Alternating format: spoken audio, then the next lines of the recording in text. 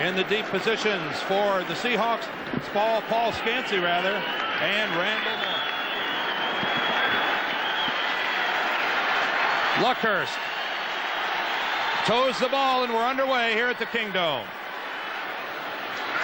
2 yards deep in the end zone is Morris. Randall Morris spins and drives up beyond the 30-yard line, and he'll start Seattle out in good field position. Let's check the lineups. Starting for Seattle, Dave Craig will be at quarterback. Kurt Warner and David Hughes at running back. Largent, Turner, the wideouts, and Charlie Young starts at tight end. Essink, Bailey, Bush, Millard, and Kreider form a big and talented offensive line. First down, 10 yards to go. We'll mark it at the 34.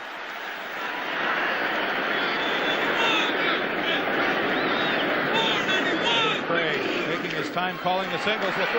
Throwing first down. He flares it out to Kurt Warner, and he's upfield. Kurt Warner picks up about 6 on the play. Defensively, Atlanta goes with the 4-man line. Rick Bryan, Mike Pitts, Dan Benish, and Mike Gann up front. The linebacking core, Taylor and Richardson on the outside. Buddy Curry anchors the middle. Butler, Kaysen on the corners. Case and Pridemore, a couple of hard-hitting safeties. Well, the Seahawks are already off to a good start, Dan. They had a good run back on the return, and they got the ball in the hands of Kurt Warner, the man who they want to have the ball. 6 yards on the first down. Brings up a 2nd and 4. Warner again. Oh, this time, though, he is nailed at the line of scrimmage. Mike Pitts making the big hit on Kurt Warner. Well, the defense that the Falcons normally employ is designed to stop the run. The Chicago Bears made what they call a 5-1 defense famous last year when they stopped almost every rushing team in the league. The Falcons are trying to use the same setup, and they call it a bullet package. The Falcons not afraid to gamble defensively. At times it works. At times it has cost them dearly. Craig will go to the shotgun. 3rd and 5. He's got the time, and he's got his man. It's intercepted. Tom Pridemore picks it off. And Atlanta opens up the game with a turnover. Picking off a Dave Craig pass is Tom Pridemore. That Tom Pridemore, he's a safety who's been around the league a number of years, and he knows to be around when the ball is tipped. If you see it from the end zone, you can see a view from how a safety would view it. Dave Craig goes back to pass, and normally a safety will drop deep and read that quarterback's eyes. Whenever a ball is tipped, it's a safety's dream. Pridemore looks it in, and this is just the kind of start that Dan Henning wants for his Falcons. The crowd is quiet, and they're hoping to get some points on the board. Byron Franklin, the wide receiver, could have caught that Craig pass. Instead, he tipped it up in the air, and Craig makes the play. It's first down and 10 for Atlanta on the 38, and that's Gerald Riggs. And he's wrapped up immediately by Jacob Green. Let's look at the lineups for the Seahawks. Dave Archer getting his first start today at quarterback. Riggs and Allen, the lone setback for Atlanta. Allen and Johnson, the wide receivers. Cliff Benson and Arthur Cox, the 2 tight ends. For the Falcons up front, what an offensive line this is. Mike Kent, John Scully, the aged Jeff Van Note, Bill Fralick, their number 1, and Brett Miller at right tackle. I don't think Van Note's going to appreciate that comment. Other than Jan Stenerud, he's the oldest player in the league. 2nd down, 8 yards to go, and it's Riggs. Riggs has room around the right side, and he gets a Falcon first down. Defensively for Seattle, they play the 3-man line. Jacob Green, Joe Nash, Jeff Bryant. Maybe the most talented threesome in the game. Schultz, Young, Butler, and Jackson, a very active linebacking core. Terry Taylor and Dave Brown on the corners. Easley, John Harris, the safeties. That secondary, their specialty is intercepting the forward pass. They are good. 1st and 10. The ball almost at the 25 of Seattle. Archer, play action.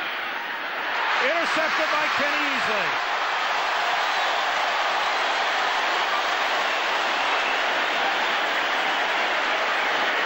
Billy Johnson, the intended receiver, and Kenny Easley says turnabout is fair play. There's 11 minutes and 51 seconds left in the first quarter. We've already had 2 interceptions And there's no score. That is known for making interceptions. Going to be very difficult for the rookie quarterback, Dave Archer. Last time on that last play, there's White Shoes, Billy Johnson. He was the only wide receiver on the play, making it easy for Seattle to double. In fact, Dan, it looked like he might have been triple teamed. Yeah, throw that Dave Archer not very happy with. And, of course, Dan Henning not too happy with the way he started. Chuck Knox trying to figure out what's going on. 2 interceptions already by a pair of ball clubs that normally played a little closer to the vest offensively. The ball at the 22-yard line. Make it 1st and 10 for Seattle. Craig the throw on 1st down. Completes it to Warner. He's driven out on the far sideline by Pridemore. Appears to be some running room underneath here, Gene. These receivers are playing against some secondaries that are giving some ground. Well, teams around the NFL are beginning to find out that the way you attack a defense like Atlanta plays is you have to attack it with the pass. Last week, Joe Montana threw over 50 passes, and they virtually gave up on the running game. That game last week saw some records go by the wayside. 102 passes attempted by both the Falcons and the 49ers. That goes down in the books. That's a receiver's favorite type of game. 2nd and 6 for Dave Craig and the Seahawks. This time to Warner again. And again, Kurt Warner finds some running room. He'll be short, though, of the 1st down. A pickup of about 4 on the play. Well, 2 seasons ago, Kurt Warner led the AFC in rushing, and that was how he made his reputation. He's not known as a receiver coming out of the backfield, but I think around the league we're seeing more of that this year. In Dallas, for example, Tony Dorsett is being used more as a receiver. We know about how Wilder catches the ball and a lot of others, and Kurt Warner's name will shortly be up there with the Greg Bells and the James Wilders in this league. Kurt Warner, the AFC's leading rusher in 1983. Knee surgery last year, and what a successful rehabilitation he's put together. 3rd down and 2, and Seattle goes to the shotgun. Dave Craig has got a man. Darryl Turner fumbles the ball, but they're going to rule he was down.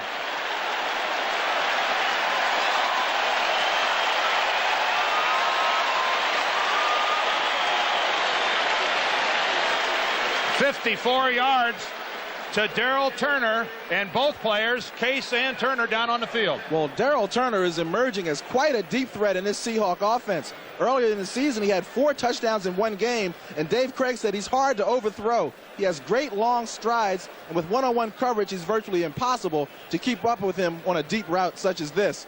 Darryl Turner, number 81. That was Scott Case coming over from the inside. Turner had moved by Bobby Butler. And Dave Craig put that ball right on the spot. You know, the Falcons are really going to have trouble when Seattle goes into their what they call their gun spread offense, when they use 4 wide receivers. Normally on one side they'll have both Darryl Turner and Steve Largent. There's an injury timeout down on the field as Scott Case limps over to the Falcon bench, and Darryl Turner still down on the field for Seattle. They're looking at either his ankle or his knee.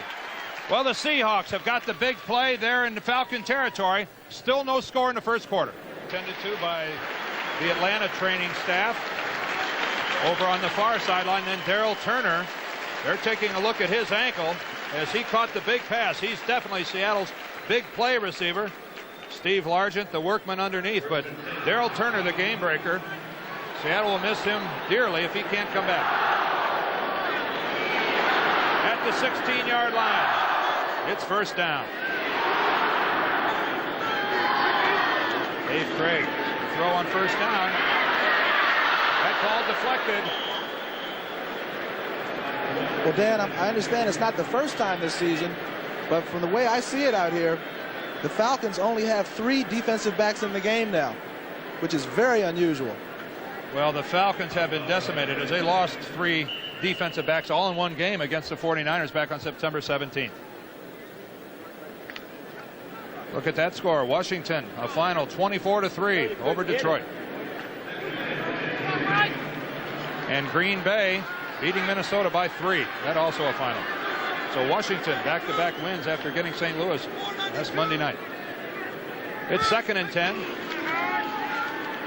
Craig the throw. He's under some pressure, but he flares it out to Kurt Warner. and he breaks a tackle.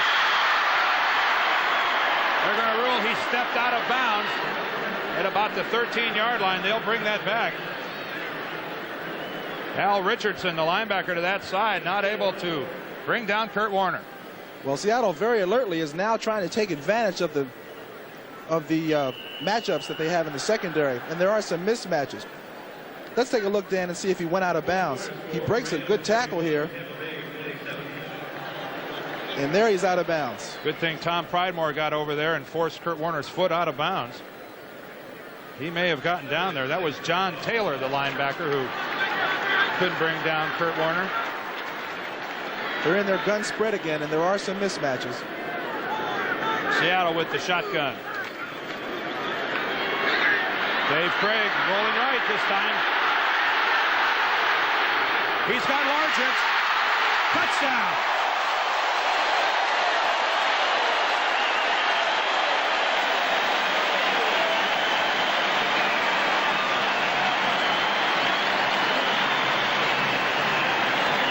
Steve Largent with his third touchdown catch of the season. Well, the Falcons put on a very good pass rush this time, but Dave Craig, the alert as ever, goes outside and avoids the rush, giving his receivers extra time. And when a receiver can get extra time down here, usually that's going to be trouble for the defense. He finds Largent, who always seems to get open, being chased by a linebacker, and I think Largent is going to have a big day if they continue to try to cover him with a linebacker. It's a job I would not want to have. Norm Johnson to attempt the extra point. Right down the middle. Norm Johnson, the AFC's Pro Bowl kicker last year, is good. We've got a flag down on the field. On the field, though. Let's see what this penalty is. Well, this will go against the Seahawks, and Johnson's going to have to try it again. Chuck Knox not happy about the penalties his team has already incurred this year. Illegal formation, right side of the line, not up on the ball. 6 men on the line. But he has to be happy about the fast start that the Seahawks have gotten off to. They've already overcome one turnover and able to come back, put a nice drive together, and score a go-ahead touchdown, which is so nice in front of this home crowd. You're supposed to be within a foot of the football. That time the right side of the Seahawk line was bowed back, and they got caught. And Johnson will have to attempt another extra point. He's right there again, though. 2 extra points, but they're only good for 1 point. But the Seahawks have done what they wanted to do, and that's get out in front early. We'll be back in a moment. Okay.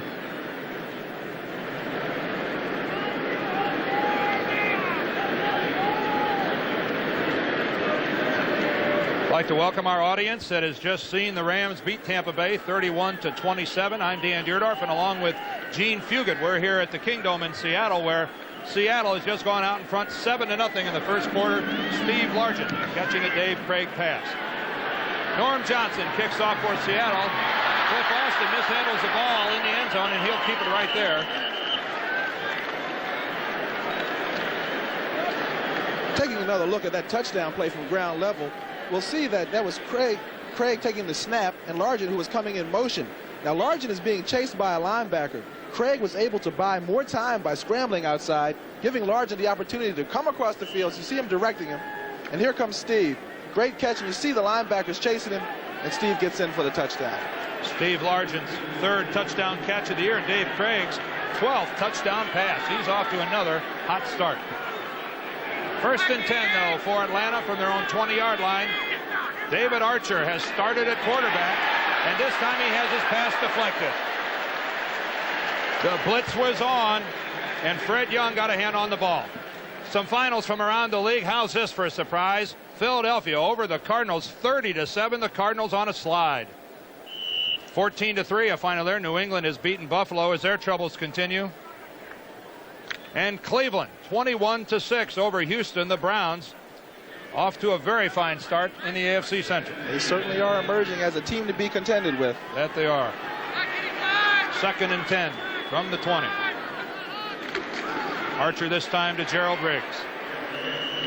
Power football off the right guard. Good for about 5 yards. we're going to have to watch Dave Archer on his next passing opportunities, because a lot of times a young quarterback, after an interception, will be a little tentative when he's trying to throw that pass. There are the offensive plays coming in from the sidelines to Archer, who then turns around into the huddle and gives it to the rest of the squad.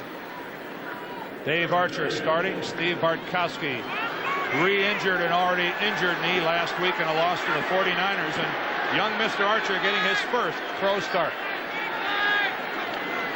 Joe Washington into the game for Atlanta. Archer to throw, and he's got little Joe, and that'll be good for the Falcon first down. What a valuable football player is Joe Washington. He's welcome on anybody's team. And he's certainly welcome on the Falcons, because they desperately need a back who has the experience to come out and act as a receiver on a third down situation. Joe, who did that for a number of years for the Redskins, reunited with Dan Henning, who coached him at the Redskins. Very valuable. And Gerald Riggs says that he's learning how to run better routes as a result of Joe Washington being around. So often that will happen. A younger player gets to learn from the veteran, and Joe Washington, one of the best. This is 1st and 10 from the 34. That's Gerald Riggs trying to get outside. Bruce Schultz chasing him from behind, finally makes the tackle with some help from Jacob Green. Gerald Riggs really is a fine running back, but he was so overshadowed last year by the season that Dickerson had for the Rams. I know a lot of backs were probably overshadowed, but Riggs, who can really run the ball, wants to get some more recognition. And I guess he's going to have to wait for the Falcons to start winning before that occurs. Well, it's the one-back offense in Atlanta, and Gerald Riggs is the main man. William Andrews suffered that terrible knee injury, and Riggs came to the forefront and produced. This time, though, not much going on the delay. That's good for only a couple. This Seahawk defense moves around. Jeff Bryant, Bruce Schultz in there, along with some help from Freddie Young, a Pro Bowl special team player last year, but now playing in the middle, Gene. Yeah, Fred Young, he's quite a story. We'll be talking about him all day, because not only does he play linebacker spectacularly, but he's also a Pro Bowler as a special teamer. Voted the best kickoff cover and punt cover man in the AFC last year. 3rd down, 5 yards to go. Archer to throw. He goes deep, and he's got his man. A completion on the far sideline. That's Ken Wisenhunt. Well, that's going to help Archer's confidence, and it may help that whole Atlanta team as the whole sideline jumped up in unison as that pass was completed. That pass was actually underthrown. Well, that happens sometimes, and usually when a ball is underthrown, the advantage goes to the receiver, because he can spot the ball a lot quicker than the defensive man can. Here you'll see Wisenhunt. He sees that it's underthrown, slows up, and Taylor couldn't do it. 1st down, Falcons. Terry Taylor had his eye on the man, not on the football. Wisenhunt a good job of reacting, and he's got an Atlanta 1st down. They spotted at the 32 of Seattle. Gerald Riggs to the right again, and he's got nothing. He's got nothing, and a flag comes in from the far sideline. It's going to be tough getting outside against the Seahawk defense, because they like to string it out and force you into the sideline. Holding will work against Atlanta. Bruce Schultz and Jacob Green once again making the hit, and that's something this Seahawk defense does so well, especially those middle 3 guys. Jacob Green, Joe Nash. 49, offense, still 1st down. Alama Matthews, the backup tight end, gets called for holding, and the Falcons self-destructing. Yeah, well, he has his hands full today when he tries to block Bruce Schultz, because Schultz is 6'6", 240 pounds, and that's very tall for a linebacker. Linebackers usually go around 6'2", 6'3". Yeah, he's their power linebacker, as on the outside, on the other side, is Michael Jackson, who's only 6'1", 220. So Bruce Schultz, one of the bigger outside guys in the league at the linebacker spot. Well, the Falcons, who have a tendency to make mistakes, have put themselves 20 yards from a 1st down. Archer across the middle. Billy Johnson gets hit from behind, but there's no flag. Oh, there should have been a flag on that play. No question about it. Pass interference all the way. Pretty sure of yourself, right? Absolutely. Now, I got to admit, I am a former receiver. I know Billy White Shoes Johnson, but on that play, Dave Brown tried to make the play through Billy Johnson, and he hit him before the ball got there. That's usually called as pass interference. Dave Brown, the former Michigan All-American, that time comes up with a good play. That shows how the defense is getting the edge this year on these calls. Because of that rule change, they can be a lot more aggressive. On second down, this time to Joe Washington. He's scrambling, trying to find some room. With a fine individual effort, he'll pick up about 4 yards on that play. Little Joe, nothing going, though, right off the bat. Well, they tried to catch him by surprise that time, coming out in their pass formation and running the ball. But the Seahawks would not be fooled. 6 minutes, 43 seconds and counting here in the first quarter. Atlanta, third down, 16 yards to go. They got down here with Wisenhunt taking in an Archer pass. But they've not done much here on a couple plays. Joe Washington in motion. They're confused and they're calling for a timeout. And they finally get the call. Some confusion there in the backfield for the Falcons. And Dave Archer is going to head over to talk it through with Dan Henning. Well, with two of your top receivers on the sidelines with bruised ribs, sometimes that will happen. There's 6:22 left here in the first quarter. The clock is stopped. Let's say hello to our audience who has seen the Cincinnati Bengals defeat the New York Giants today 35-30. Hi everybody, I'm Dan Deerdorf, Gene Fugit alongside, and we're in the early stages of this game here in the Kingdome in Seattle. The Seahawks got out front. Steve Largent, a 12-yard touchdown pass from Dave Craig. Norm Johnson's PAT was there, and that's our score, 7-0. The situation right now, the Falcons taking a timeout as they're down in Seahawk territory. We have a number of things to overcome, and injury certainly has to be at the top of that list. With Charlie Brown, who they hope to be a big play receiver, on the sidelines injured, and Stacey Bailey also injured. That leaves Billy White Shoes Johnson out with Anthony Allen, who is a local favorite. He's a hometown player. He's playing for the Falcons, but he's a hometown Seattle kid. Really the only two healthy wide receivers for the Falcons, who also have some desperate problems back in their defensive secondary. They lost 3 ball players in a game on September 17th against the 49ers.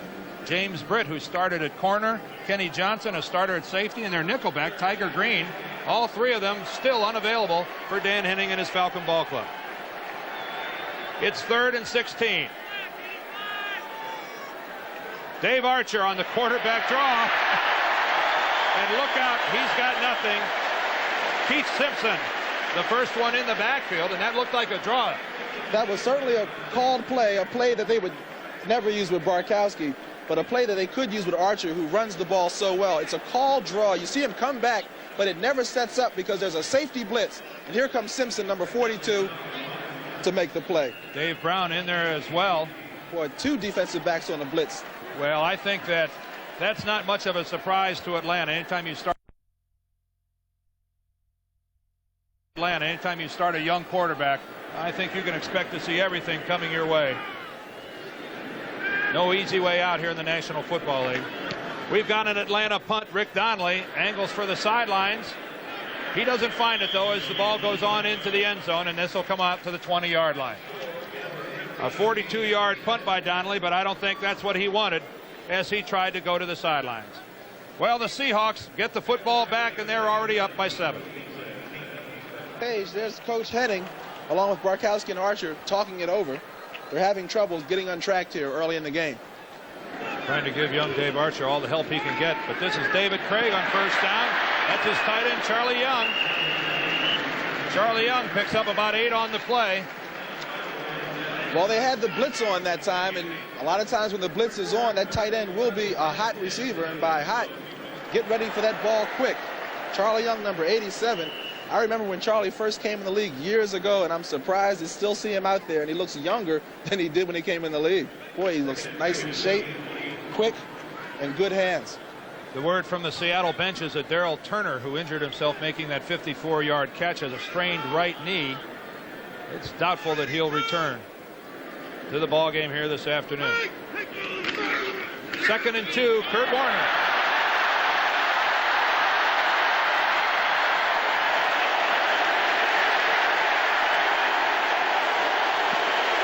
penalty flag is thrown on the far sideline.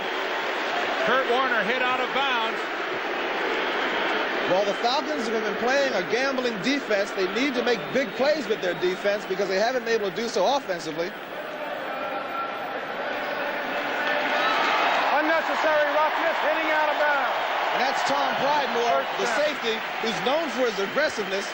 You know, on defense, that's how you try to get things going, by being aggressive, but sometimes you can be too aggressive. And that time, Pridemore got nailed.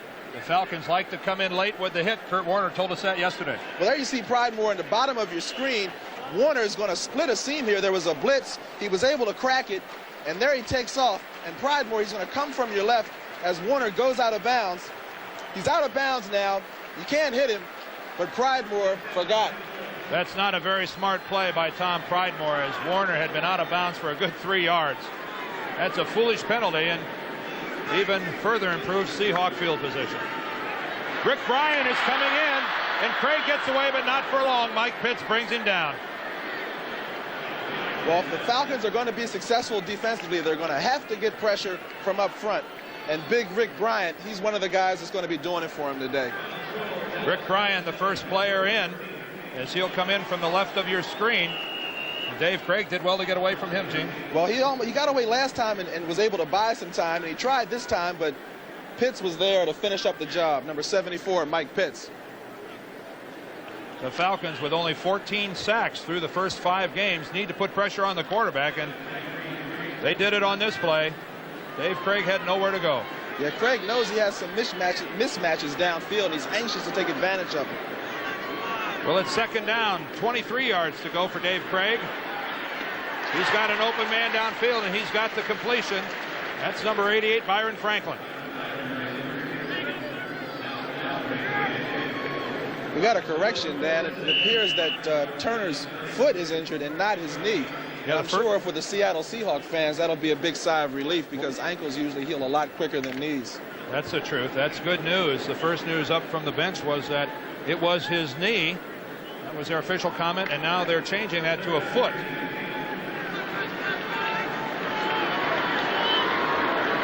Let's make this third down, 15 yards. For a Seahawk first down, and they go to the shotgun. Here comes the Falcon blitz. Nearly intercepted. Dave Craig rolling right, attempted to go downfield, and Bobby Butler almost came up with another Falcon interception. Great play. That's a great play by Butler. Craig again on the move because of that blitz. There you see number 50, Buddy Curry, coming up the middle. And Craig, sensing the pressure, tries to get outside. Last time he was successful with a touchdown, but this time he looks for the same man, Steve Largent, but Butler was up to it, almost making the interception. He almost did. That's something Dave Craig, though, does so well, buying himself some extra time by staying mobile and moving out of the pocket, though. That time it almost backfired as Butler nearly made the big play. Dave Finzer to punt from midfield. A wobbly kick that takes a Seattle bounce, and they down it at the 2.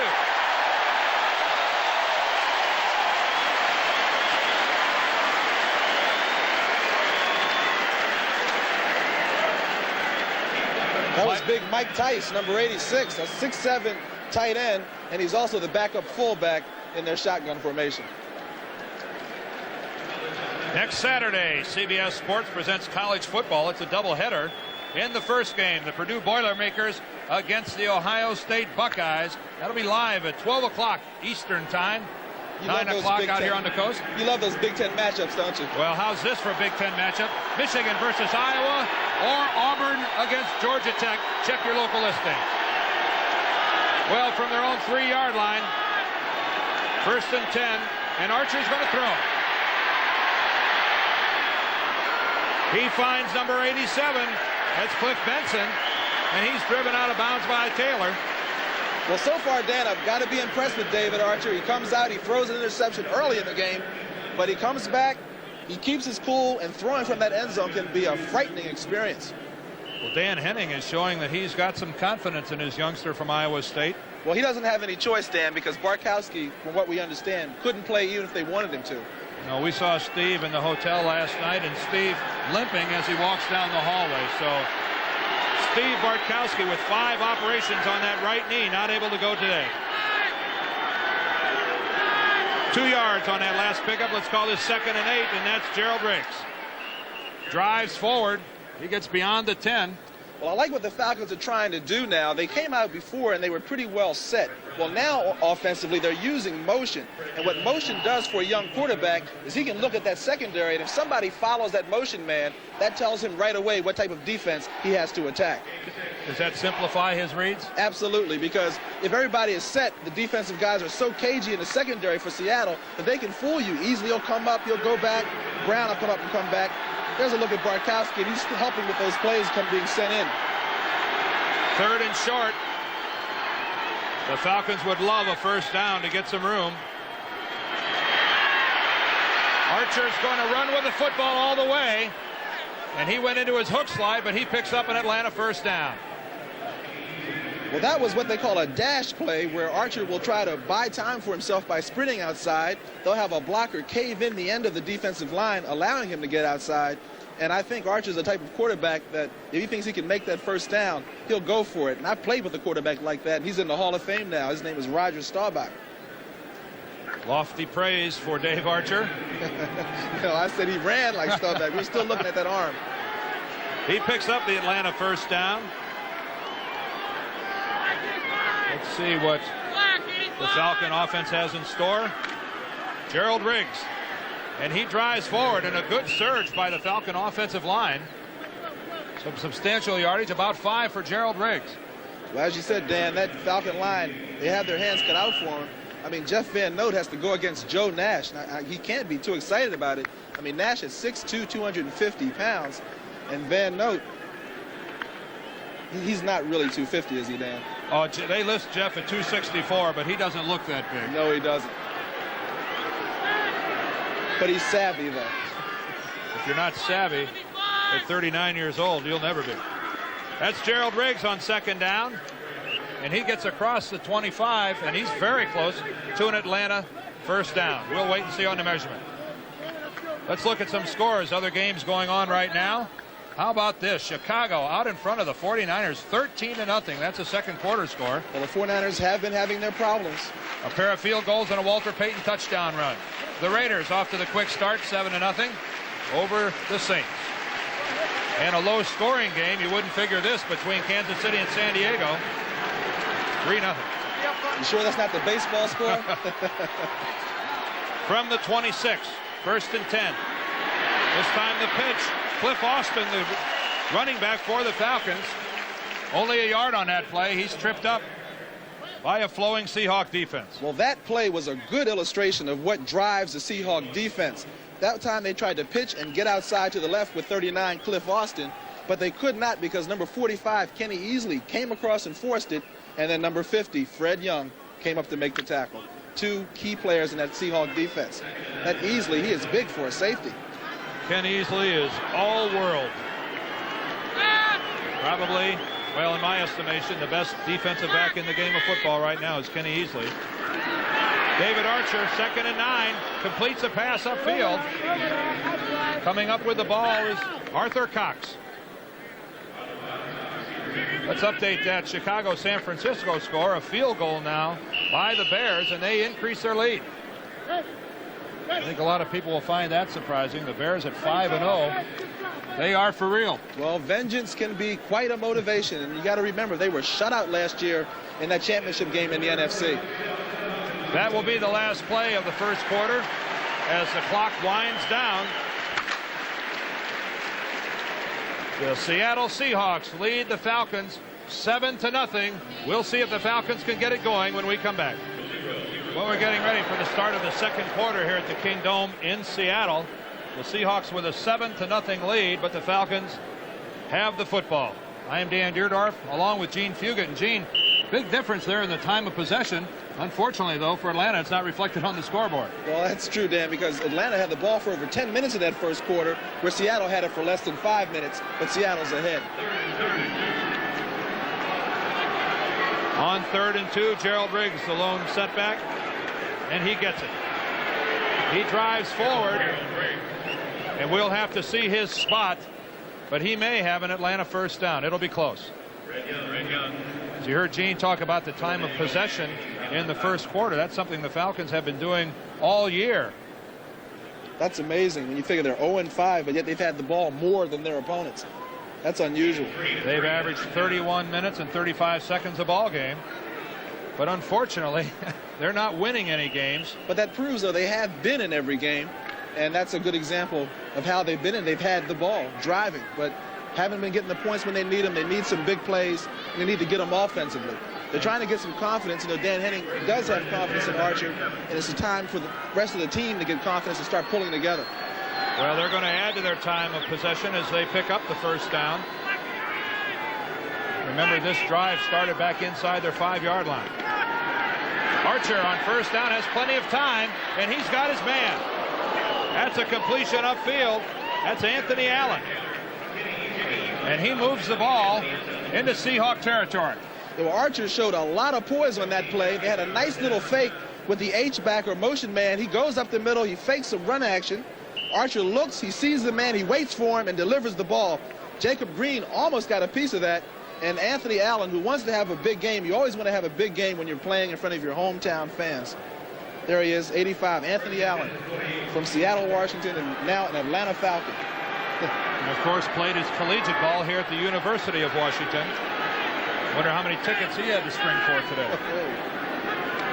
We've got a Falcon first down, rather, and Gerald Riggs finding some holes.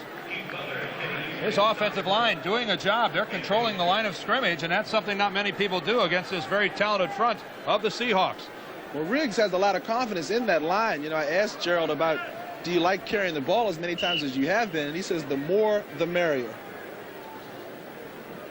8 yards on that carry for Gerald Riggs, and he's now moved into the number 3 position. All-time leading ball carriers for the Atlanta Falcons. So Gerald Riggs in a short time has made great progress. Yeah, he's already got 55 yards today and going for more now. Riggs again with the ball. Jeff Bryant and Freddie Young at the bottom of that pile. That could well be another Falcon first down.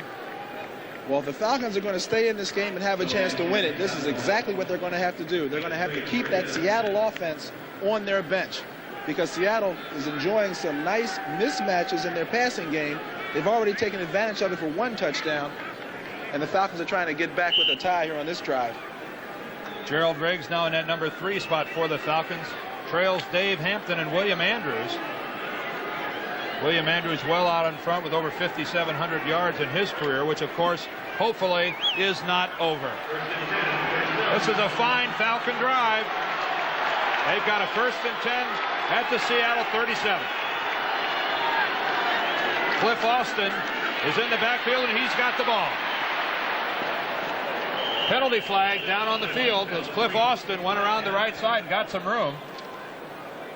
Well, they're really putting Cliff Benson, who's number 87, and the move man in an awkward situation there.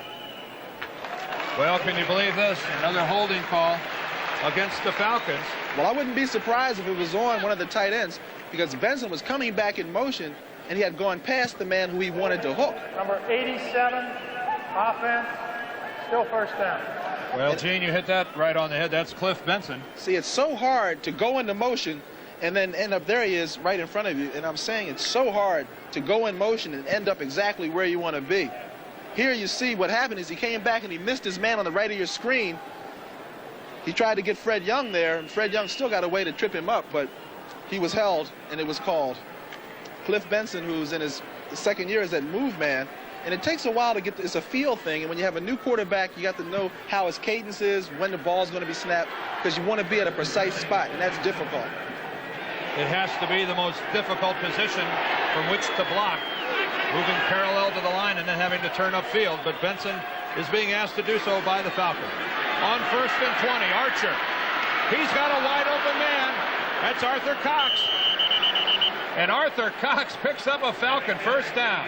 Wow, that's good fundamental football. That time they had a little dash to the left, and then what they called in the old days, they used to call that a throwback. Watch Archer here. He fakes play action. He runs to his left and then stops and throws back. And here you see the tight end coming down. And big Arthur Cox puts the ball away and picks up some extra yards.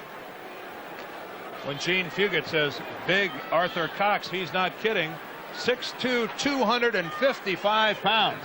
And that is big for a tight end. But he can move, and that's all that matters. Well, Cox gets 23 yards and a Falcon first down. Gerald Riggs to the left. Nothing. Michael Jackson and Keith Butler. Well, the Falcons are having difficulty getting outside. They tried the right last time, and it didn't work. They got a holding penalty. That time they tried the left, going around big Jeff Bryant's side, but he, too, helped string it out. And they couldn't do it. They picked up absolutely nothing. The Raiders now stretching out their lead. Another touchdown in the second quarter. 14-0 over New Orleans. That game out in Los Angeles. And second quarter, the Bears continue. Shut out the 49ers. Well, the Bears are going to be tough this year. Well, that game's a long way from over. For sure. 2nd and 10. Gerald Riggs goes right, keeps his balance, and spins forward and picks up, about 4 or 5 on the play. Well, they ran the same play that Benson got called for holding last time, and that time Keith Simpson, 42, a safety, came across, and again, Benson was not in good position to block him. That's a tough play to run. They should get off that play. You've got to like Atlanta's game plan so far. They're having some success with Gerald Riggs carrying the football, and then most of their passing attack is off of play action, which is buying Archer some time. Well, if Riggs can be successful running the ball, that'll spring those receivers. You know, the Falcons have had the ball over 9 minutes on this drive, Dan. It's 3rd and 8.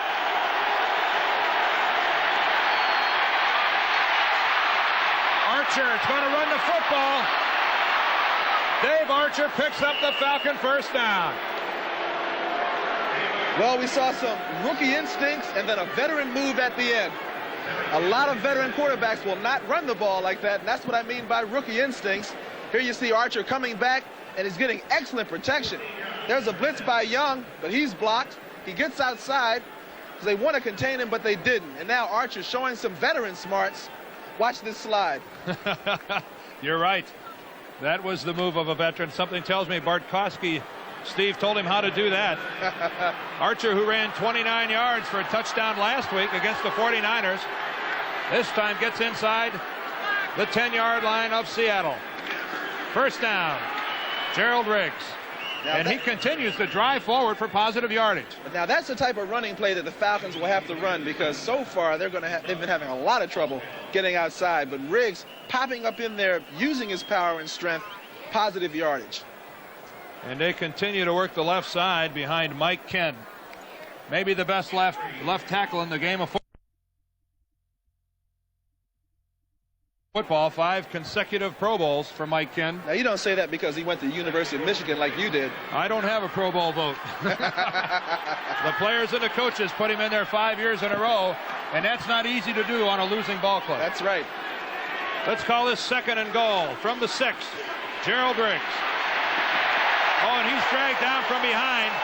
Bruce Schultz pulls him down, and a one-arm tackle on a big, sturdy running back, not easy to do. Well, I hate to say it again, but you'll see from ground level it's the same play they've been having trouble with all game. Schultz at 6'6", a big guy, he's going to come across the line. He can't be contained. Poor Benson trying to block him, but Benson has his hands full. Cliff Benson would have liked to have taken Bruce Schultz to the inside, but Schultz played it well. He kept the contain and made the tackle. Well, 3rd and goal. The Falcons have had the ball forever. Joe Washington, the lone setback. To the end zone, overthrown. Attempting Anthony Allen. Well, they certainly had the right play called. It was just a matter of execution. And when you have a second-string quarterback making his start and a second-string receiver making his start, sometimes you just can't quite get it together. Looking from the end zone, you can see how Archer delivers the ball, but it's just out of the reach of Anthony Allen, who had Dave Brown beat on that play.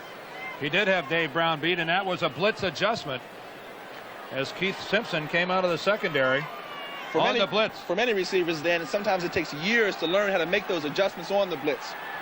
Well, Nick Luckhurst will attempt a 25-yard field goal to try to get the Falcons on the board. The kick is up. It is good. And 7:04 left in the first half. And Luckhurst has put the Falcons on the board. They trail the Seahawks 7-3. Consecutive field goal. That dates back to last year, by the way. He's 9 for 9 here in 1985. Giving the Falcons their first points. And what's interesting is that Luckhurst can't kick at all during the week. He's got a hip strain. He hasn't kicked in practice since the preseason. Randall Morris takes Luckhurst's kickoff and breaks up the right side. He gets upfield, but their penalty marker's down. Back at the 25-yard line. Well, Chuck Knox wanted to get these special teams charged up today. They had problems in the punting game and haven't had great returns, but so far today, I think he has to be pleased. Dave Crudup actually knocked Morris out of bounds, but as you can see, this will come back. Well, I guess he's not thrilled now. No, I doubt he's thrilled at all. A lot of work for nothing. Yeah. Holding number 54 on the run back, 1st and 10. John Kaiser, the linebacker, called on the infraction. Well, don't forget that CBS Sports will present Patrick Ewing's NBA debut on Saturday, October 26th, when his Knicks take on the Sixers. Ewing, perhaps the most heralded player to enter the league since Kareem Abdul-Jabbar, and he's expected to be the backbone of that Knick franchise for a long time to come. Don't forget, Saturday, October 26th, Pat Ewing takes on the NBA. Well, the Seahawks now, Dan, have to get warmed up all over again, and I say they got to get warmed up because Atlanta had the ball for 12 minutes on their drive. Well, on first down, Kurt Warner does absolutely nothing. Let's go to New York now for an NFL update and Brent Musburger. Chicago against San Francisco until this moment. Off balance, Jim McMahon tries to flip the forward pass, and Carlton Williamson snaps it off and goes 43 yards for the touchdown. It is now 16-7 Bears. Back to Dan. Thank you, Brent. It's 2nd 11 here at the Kingdome. Dave Craig is going to put it up, and he's got an open man, and he completes it. That's his tight end, Charlie Young. He's not there for the first down. It's still about 2 yards to go, but Charlie Young continues to play well. Yeah, Charlie Young does continue to play well, and I look for him to be a key receiver on other than third situations. Craig, who took a shot after that pass, looks like he's a little gimpy there. Looks like he's practically wearing tennis shoes on this turf. No need to wear long spikes on here, and especially the quarterback who has to stand stationary so much of the time. He's better off not having much of the way of cleats on his shoes, so if he does get hit, hopefully he can slide that foot out of the way. Well, we got a big down here now for the Falcon defense, trying to match the play of their offense. Craig goes to the shotgun on 3rd and 3. He drills it, and that's Steve Largent, and that's good for the first down, but again, a flag is down on the field in the vicinity of where Largent was working. And again, Largent was being covered by a linebacker. That was number 96, John Taylor, who was trying to cover him. That's so tough. Well, Dan Henning told us yesterday, because of some of his personnel problems, he's going to have to single up a linebacker on one of the Seattle wide receivers. And we can see already that the Seahawks are aware of that and taking advantage of it quite nicely. Well, this call goes against the Falcons. Single contact, number 20 defense. Penalty is declined. First down. Wendell Kaysen was called for the illegal bump. Really didn't matter that much as Largent had the first down anyway. Yeah, that was away from the pass, but it was right in front of the official, so he had to call it. Well, the ball is just beyond the 30-yard line. We've got 5 minutes and 17 seconds. The clock continues to run here in the first half. Well, they're in that bullet package now, Dan. See those defensive backs coming up to press the wide receivers? Atlanta likes to play a lot of people close to the line, and Craig is under pressure, and he's going to be sacked. He goes down. John Taylor with the sack, and you saw a flag go flying. John Taylor all over Dave Craig. Well, they call it the bullet package, and you can see why, because at times they'll have 10 men on that defensive line of scrimmage. Number 78 offense. Penalty is declined. Second down. We can see how devastating a weapon that blitz can be. We'll see on your right the people in the bullet now. You have the man over the center, you got defensive linemen in the middle, and you got linebackers flying in. Here he comes, number 96, Taylor with a big sack. Bob Kreider was called for holding on the play, but it is refused as there was a 16-yard loss on the sack. Second down, 26 yards to go. And Seattle goes to the shotgun. Again, Craig under pressure finds an open man upfield. That's Paul Scansey. And boy, is he drilled. He's drilled immediately by linebacker John Rady. Well, John Rady, who was the starting outside linebacker until today, I'm sure is anxious to get his job back and is being very aggressive on this pass coverage. There's a catch by Scansey, and look at that hit. That's the kind of coverage that Dan Henning wants in that secondary. Give him that short pass when they have a long way to go and bump him. Scansey was initially covered by Buddy Curry, but in helping out a teammate, John Rady was there with the play. Still, though, 17 yards is needed for a first down here on third down. Dave Craig under pressure again. The blitz, and Buddy Curry almost picks it off. Buddy Curry almost makes the one-handed catch. Al Richardson was coming on the blitz. That was a big play for the Falcon defense. The Falcons like to make big plays with their defense, and here we see how they do that. They do it by blitzing and putting pressure on the quarterback. Look at Buddy Curry. He's right up the middle. Craig tries to throw it, and look at that. Oh, he wishes he could get both hands up. A linebacker's dream to make that interception at the line of scrimmage. Dave Finzer in punt formation. Anthony Allen sets up at his own 37. A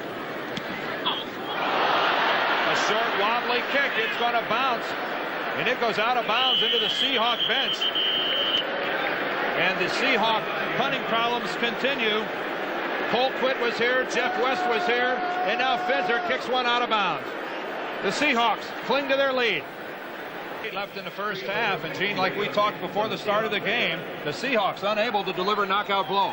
That's right. You know, Finzer's their third punter in 5 weeks. If he keeps punting like that, there'll be another one in here. Atlanta has it inside Seattle territory. And they fake the reverse, and Riggs keeps the football, and he's wide open. Gerald Riggs faking the reverse, kept it, and worked up the near sideline. I have never seen that play executed better. Riggs almost fooled me, and he was running right at us. Watch this play. It fools everybody. Archer gives it off to Riggs, and they've been having trouble with that sweep all day, so they fake the reverse, fakes us out, and here he comes. He makes the guy miss at the line of scrimmage, and Riggs knows what to do with the ball downfield. Big yardage, big play for the Falcons. He made the fake to Anthony Allen, kept it himself, and picked up 26. First and 10 at the 23. And this time, they do hand it off. Stacey Bailey kept the foot. He ends up with a reverse, and I'm hard-pressed to buy that one. Well, they went to the well one time too many, Dan. I know Stacey Bailey's got to be wondering what's going on. You know, Bailey has bad ribs, and I think the last thing he probably wants to do is run that ball. Here we go again. He gives it this time to Cliff Austin, who comes around and gives it to Stacey Bailey. But Seattle would not be fooled. I have to admit, I have never seen the fake reverse followed up with the real thing. Extraordinary play calling that time by Dan Henning. Well, it's time for extraordinary things for the Falcons as they try to get that first win. It's second and 13. A loss of 3 on the play. And Archer puts it up into double coverage. He was trying to find White Shoes. Not much of a chance of completing that one, though. Well, White Shoes that time being covered by the veteran number 22, Dave Brown. Might have had Brown beat, but Brown got help from the safety. There's an official timeout down on the field. We're at the 2-minute warning here at the King Dome.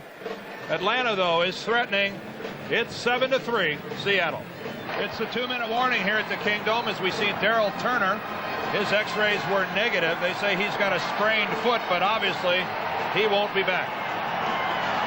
Well, that's obviously going to be a blow to the Seahawks because they look for Turner for the big plays, and someone else will have to make them today. Well, if someone has to rise to the occasion, if I was a coach, I'd just assume that it'd be Steve Largent that got the call. Well, Knox knows how to get the ball to Largent. and so does Dave Craig, who's large as one of his favorite receivers.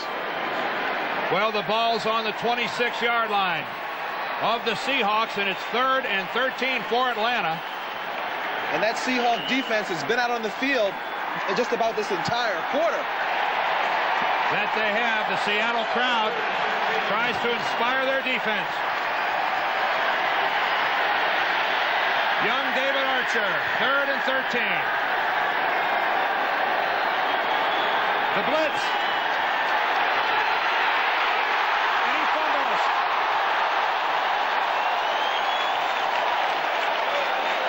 Joe Washington alertly falling on the football. And that hit by Keith Simpson. Welcome, David Archer. Welcome to the NFL.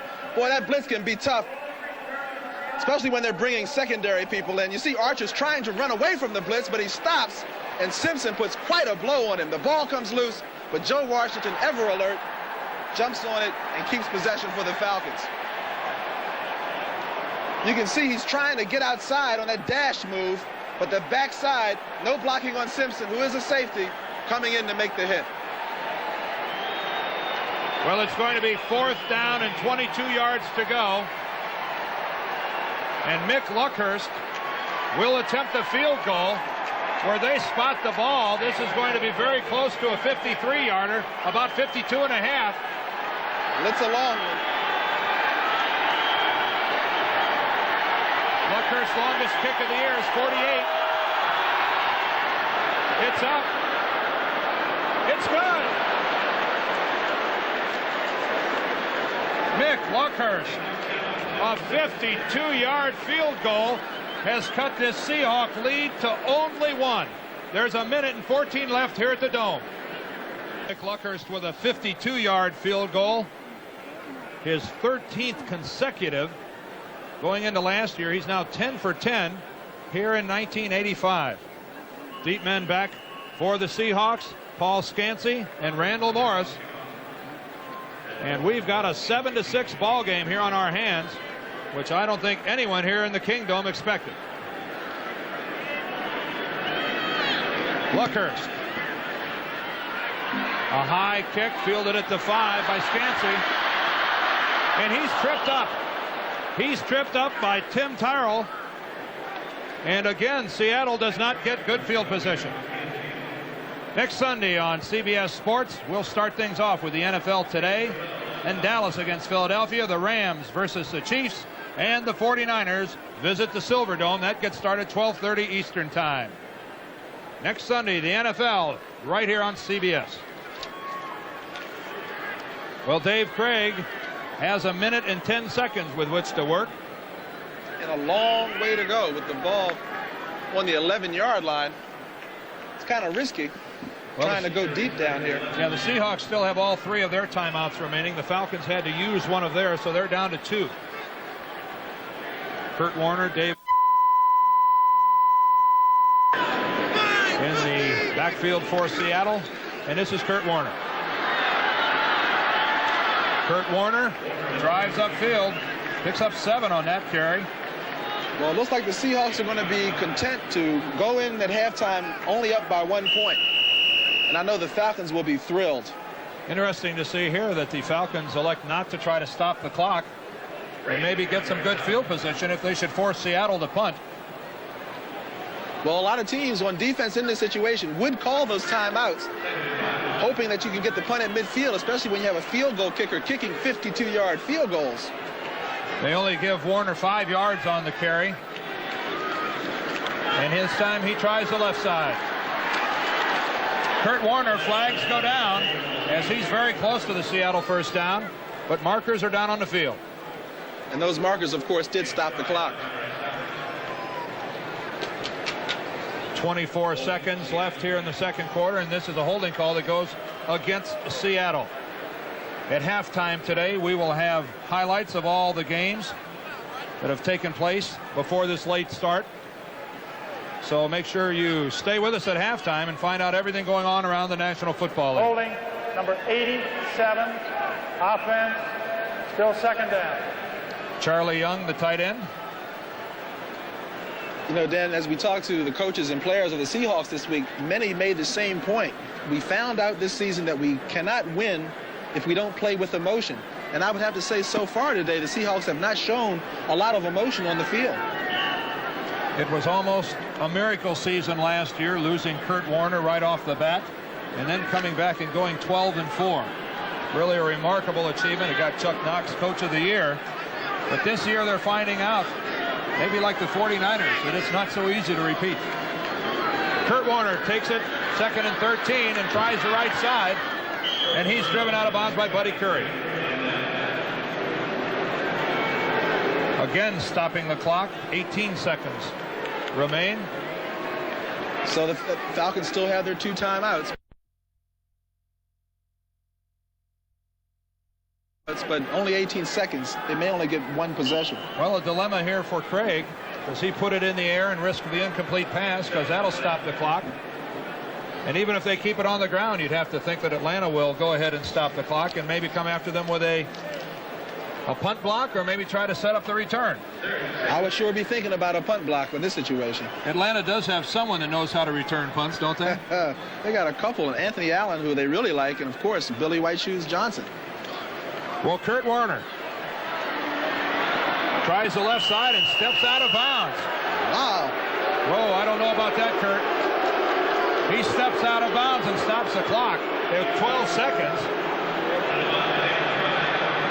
I don't know that Chuck Knox is all that keen on Kurt's decision not to either stay in bounds and keep the clock running, or maybe lower his shoulder and try to drive for the first down. Well, you got to remember the play calling comes from the bench, and the bench called for a sweep. Well, Dave Finzer is back to punt. Remember his poor punt last time. And that is Billy White Shoes Johnson back at midfield. The NFL's all-time leading punt returner will take this Finzer punt, and it's a low driving kick, and he backs White Shoes up.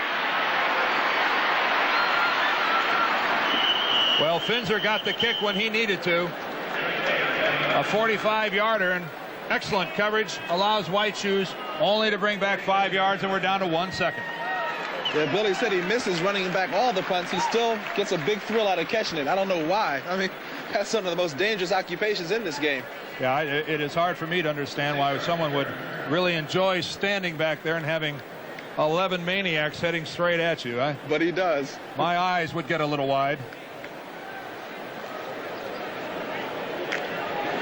This will be the last play of the first half, barring a penalty. And once again, want to remind everyone to stay with us at halftime. We'll have scores and highlights from around the National Football League. So we'll find out what's happening elsewhere. Well, Dave Archer and his Falcons are down by a point. They've got all 3 wideouts to the bottom of your screen. And I think we'll see this one just aired out. It's caught. Ruled incomplete, juggled at the sidelines by Billy White Shoes Johnson, and that'll end the first half. So I think Chuck Knox will probably have some stern words for his Seahawks as they head to the locker room. At the Kingdome, at the halftime, it's 7-6. It's safe to say that Chuck Knox did not have many kind words for his ball club today. A 14-point favorite coming into today's game, and they have a 1-point lead. Dan Henning at 0-5. Many people think fighting for his job has to be pleased with the effort by his club. Well, if you look at the halftime stats, Dan, the overwhelming one that really hits you in the face is that time of possession stat. Look at that. The Falcons had the ball for over 20 minutes. The Seahawks for less than 10. Even though in the yards, a little bit surprising, the total yards, the Falcons a bit ahead. 1 turnover each, but 11 first downs for the Falcons. The Seahawk offense has hardly had a chance to get into this game today so far. Those turnovers came at the very beginning of the ball game. Pridemore an interception for the Falcons, and Kenny Easley came back on the next possession, intercepted for the Seahawks. Well, Atlanta gets the ball, so they will try to take the lead with a drive as Norm Johnson gets set to kick off. A low driving kick into the end zone. Cliff Austin decides to stay put. He thought about it for a minute. Got some sound advice, and this will start the Falcons off at their own 20. Well, I would not be surprised to see the Seahawks starting out like they finished off that half, and that is by throwing everything at young Dave Archer. They had safeties blitzing, they had linebackers blitzing. They're going to try to confuse him, try to rush him, and try to get that offense off the field so their offense can come on the field. Your thoughts on this young man's composure? So far, I have to be impressed. You know, after an interception, a lot of quarterbacks get rattled. But give Archer credit. He hung in there. He made a big scramble when they needed it. He also runs and passes equally well. And that's something that you don't see much today in an NFL quarterback. A lot of play action for Atlanta has Archer 6 for 12 with 1 interception. On first down. Benson in motion, and that's Gerald Riggs. He makes the cutback. Gerald Riggs still on his feet, and Kenny Easley finally drives him out of bounds. Gerald Riggs says he's one of the best backs in the league, and he's certainly demonstrating it today. The entire first half, he had trouble getting outside, and now they're running the ball straight up the middle, and I think that might have caught the Seahawk defense off guard. There's number 87, Benson, in motion, and watch his block. Riggs cuts back. Eventually, he's brought down by Kenny Easley, and I'm sure that's not the first time since both of them come from the same conference. How about Arizona State and UCLA? How about John Harris coming up there and trying to put the hit on Gerald Riggs and being crushed in the process? That's the danger of being a safety in this league. That's Cliff Austin with the ball as he tries the left side, and he gets nowhere. Not much going at all, maybe a yard or two. Well, this is when the Seahawks coaching staff has to begin getting concerned, because they don't want the Falcons to start believing they have a chance to win this game. Gerald Riggs, a source of concern for Chuck Knox, as he now has 114 yards rushing on 17 carries. And Gerald Riggs doing exactly what Dan Henning and his coaching staff wanted, get the ground game going and take some of the pressure off of Dave Archer, making his first start here today. Well, it sure makes that play-action pass a lot more effective. Second down and 9. This is a handoff to Cliff Austin. And again, he's got nothing. Jacob Green and Bruce Schultz right there. We also saw number 55, Mike Jackson, come in there, and he's one of the emotion guys on that defense, and that's what they need to become more effective. Here you see the cutback. There's Big Schultz, number 58 there, and here comes Jackson, 55, and Easley coming up. And for the Seahawks to be effective, I can't repeat this enough, Chuck Knox is so afraid that they don't have enough emotion. The crowd is even quiet here, which is surprising me. He's gotten 2 good plays by his defense back-to-back. The Falcons on 3rd and 10. Archer to the air. He's got an open man. Did he hold on to it? No, he did not. Oh, I think that's another bad call. They ruled that Billy Johnson did not have possession as he went out of bounds. I'm not sure on that one. Let's take another look at that, because the official was behind Billy Johnson that time. I don't know if he had the angle to see whether he had complete possession. Here you see him fumbling a little, but it looks like he has the ball right there to me. But maybe he couldn't get 2 feet in, although he was laying down in fair territory. Let's look at it from this angle. Billy White Shoes Johnson working what they call a corner route against Dave Brown. Here's the ball. He makes an adjustment to it. It hits him on the pad. He tries to pull it in, and he has it there, but the official must have said he was out of bounds when he did so. Very, very close. Rick Donnelly punts it away for Atlanta. Paul Scansey signals for the fair catch and has to come up and makes a fine play. Well, Atlanta did nothing on their first drive. We'll wait and see what the Seahawks have in store. Seattle continues to cling to their 1-point lead. It's 7-6 early in the third quarter. 13:07 left in the third quarter. Seattle will now get their first offensive series of the second half. The time of possession figure again there in the first half bears repeating. 20 minutes and 40 seconds for Atlanta, 9 minutes and 20 seconds rather for Seattle. Gene, that's just an awesome figure for Atlanta. Well, it can be tough to get a drive going against a defense the way the Falcons play it, but you can also get some big plays. On first down, Dave Craig has an open man, Kurt Warner, but a poor pass down low, and Warner had no chance. Well, on the drive in the first half that was successful, they were able to utilize Kurt Warner coming out of the backfield, catching that same type of pass route. The Falcons, I'm sure, would much rather have Warner catch a short one than Largent going deep. They would like to put together a ball control type of drive, I think, for no other reason than to give their defense some rest. They have played the vast majority of this game. Dave Craig stays under center for a long time and goes play action. It's complete. Byron Walker comes up with the catch. That will be good for a Seahawk first down. Well, Byron Walker in for the injured Darrell Turner.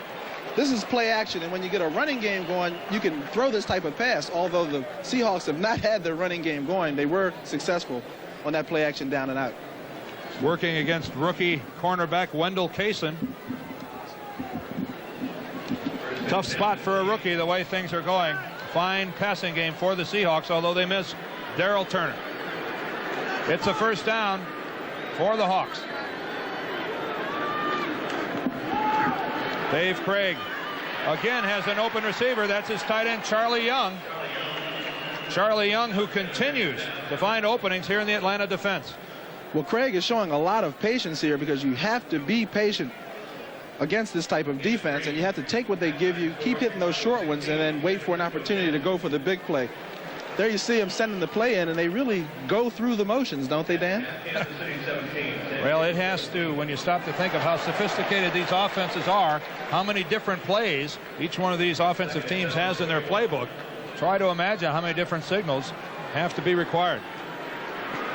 3 yards on that completion to Charlie Young, brings up a 2nd and 7. And showing the blitz, and here they come. And Steve Largent goes for the ball, and boy, what a play by Bobby Butler. Well, that's the kind of defense you need when you're going to be blitzing. Those defensive backs are on an island, and they have to either look good or look bad. This time, he looked real good. Bobby Butler, the GOAT last week, on one play when he forgot to come in. And you see the blitz. Look at the pressure that Craig has on him, but he delivers the ball that looks like it's about to be completed. Great defense. Bobby Butler, who is still trying to recover from what happened to him last week, Dan. Bobby Butler forgot to come in. The Falcons went with 10 men, and it was a very easy Joe Montana touchdown pass to Dwight Clark. On 3rd down, Dave Craig. The ball's batted at the line of scrimmage. Batted by one of the Falcons at the line of scrimmage. Looks like Mike Gann, the rookie from Notre Dame, is going to take credit for it as he jogs field. Well, you're getting some one-on-one matchups downfield, but if Craig doesn't have the time or if he can't see, it's going to be difficult to complete a pass. Here, there's a blitz again, but Craig has the time, but the ball is knocked down at the line of scrimmage. A great play by a defensive lineman. How can a defensive lineman see that ball, Dan, when he's rushing? Well, those are instincts that they work long and hard on during training camp. When they see the quarterback throw, get your hands in the air. Finzer, a fine punt. Drives Anthony Allen back to his own 20-yard line. Anthony Allen with a fine return, though, will give the Falcons some good field position up around their own 38-yard line.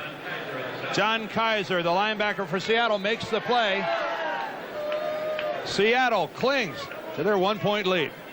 Our NFL lineup on CBS Sports looks like this. We start off with the NFL today, then Dallas against Philadelphia, the Rams at Kansas City, and the 49ers at Detroit. Well, Philadelphia with a big win over the Cardinals. Dallas has got to be concerned playing them next week. The Cardinals reeling. 2 losses in a row, and today the Eagles really put it to the Redbirds.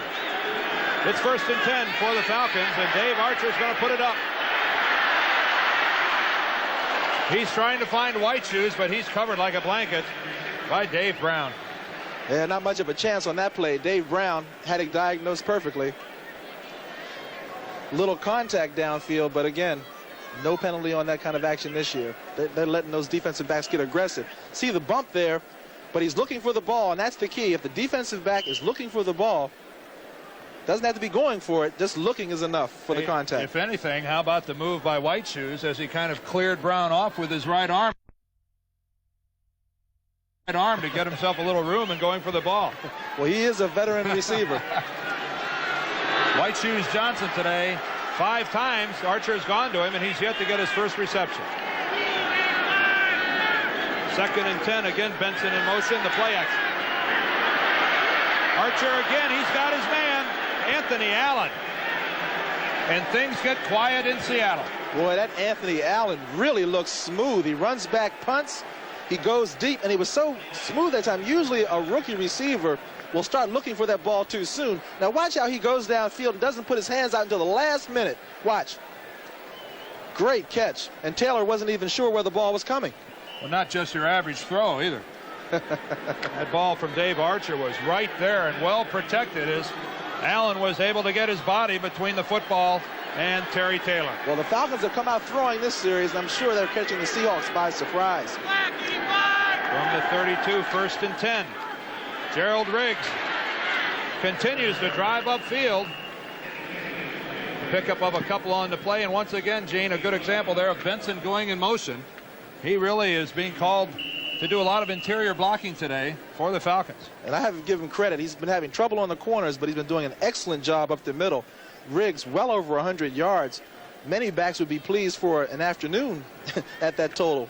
But with a lot of time left in the second half, Riggs is sure to add to that total of 116 yards. The Falcons with a lot of youth on this club. Cox, Benson. Well, they've got some Anthony talent. Allen, all 2nd year or younger. To the right side goes Riggs. A flag goes down as Gerald Riggs picks up an Atlanta 1st down, but you have to wonder if this won't be brought back. Well, they've been having trouble blocking that corner the entire afternoon. I thought that they finally got around there clean without a flag being thrown. At the last minute, it came in, and you can see Henning's feelings about that call. Holding, number 88, offense, still 2nd down. You know, Bruce Schultz at 6'6" is a difficult linebacker to hook. And when I say hook, usually a tight end tries to block him to the inside so that you can get outside. You know, a lot of those penalties by Atlanta, 4 of them, and I think at least 3 of them were by tight ends trying to block on a sweep.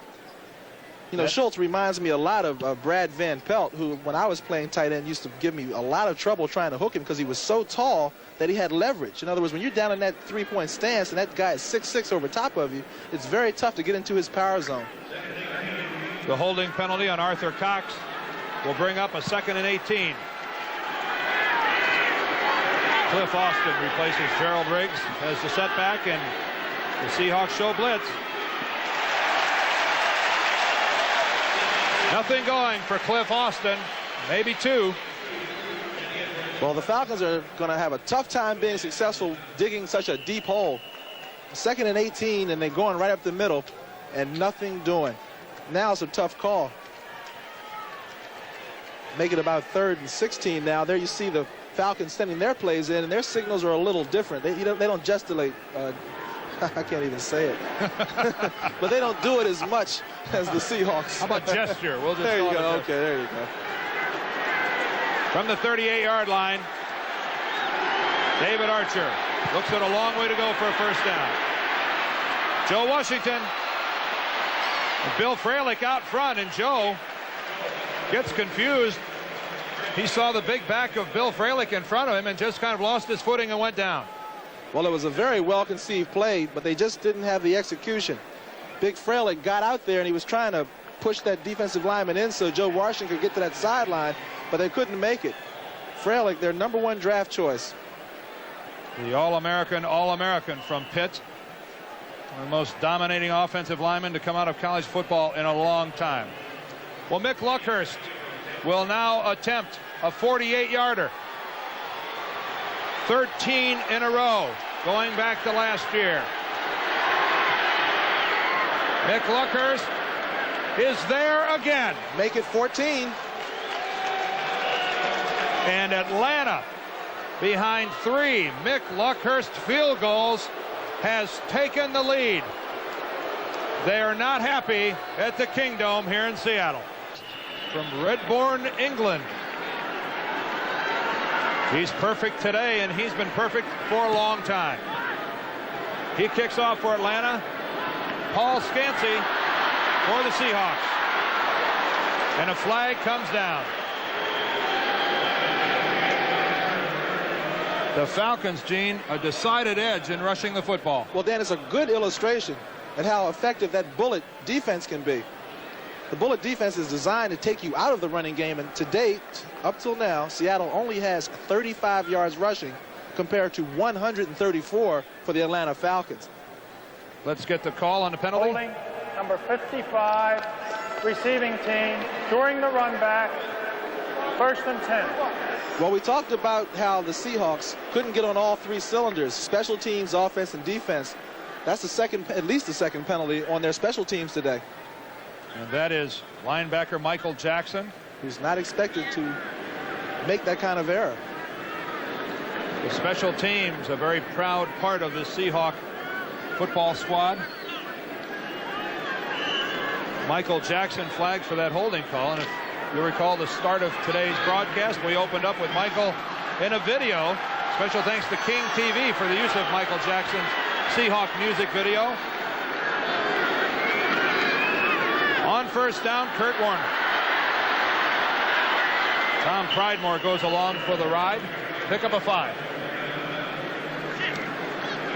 Into the 3rd quarter now. The Bears still lead the 49ers. Still tied between Kansas City and San Diego. That game now in the 3rd quarter of play. And a baseball score. We now have moved into the bottom of the 5th. Kansas City still leads Toronto 2-0. A desperation game for the Royals. You know, Dan, that last rush by Kurt Warner was only the 7th time that Seattle has attempted to rush in the game. And it proves that they're forcing him to pass the ball with that bullet defense. 2nd down. 5 yards, and Craig looks like he missed a handoff. Well, that looked like the old option play, didn't it? Dave Craig doing a little improvisation. Picks up about 3 yards. Yeah, but that's not how he makes his money. No, it is not. Mike Gann came over and made the hit. Looked like he was trying to get the football to Dave Hughes. This can't be making Chuck Knox very happy. A stern disciplinarian whose teams throughout the years, whether they be the Rams, the Bills, or now the Seahawks, have pretty much tried to play error-free football. Well, they're looking for a big play on that Seattle offense. It's 3rd and 1. And Dave's going to throw. And he's wide open. He's got Dave Hughes, and that's a Seattle 1st down. Well, it's no surprise seeing Dave Hughes open, because when you have 4 wide receivers in the game, Hughes, who's playing the fullback in the shotgun, will have to be able to get open over the middle. That really puts a lot of pressure. This formation puts a lot of pressure on the Atlanta defense. There's a shotgun. He has 2 wide receivers on each side. Watch 46 on your left. All he does is scoot up, turn around, and the linebackers who drop to help deep have to come up to make the play. Buddy Curry with the tackle, but he got into the deep hook zone, and Hughes worked right underneath. It looked simple, and it was good for a Seattle 1st down. On 1st down, play action, and Craig wide open, Charlie Young.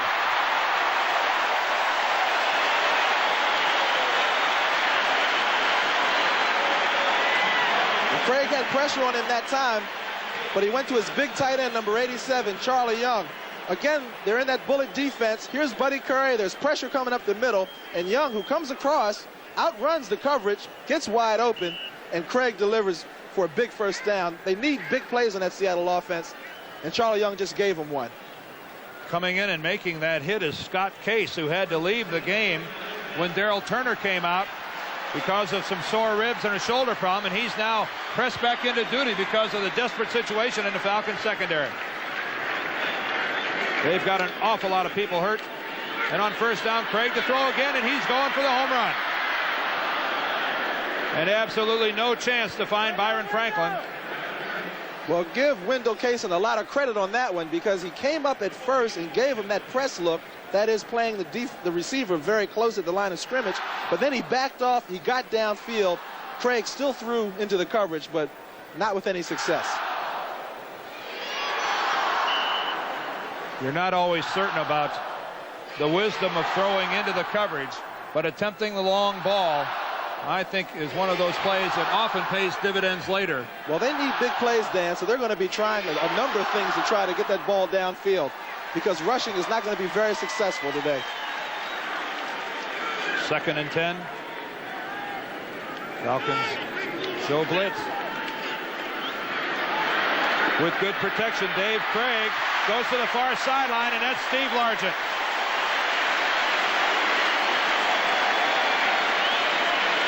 "17 yards on the pickup by Steve Largent."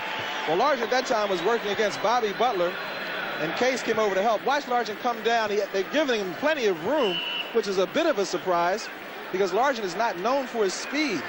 And with that blitz, you would think they'd be up a lot tighter because the quarterback doesn't have a lot of time to throw the ball. Might have been a mix-up in the secondary. Well, what a move. Mix-ups this year. What a move he put on Bobby Butler. Largent faked to the outside, and as you saw, Butler got faked clear off the screen, and Largent was wide open. Again, Craig. Wide open is Largent. Oh, and he can't. The ball's thrown out of bounds. Boy, what a pattern run by Steve Largent. That time they put him on the other side of the field. He came down and ran an excellent post fake. I thought he was going to the post.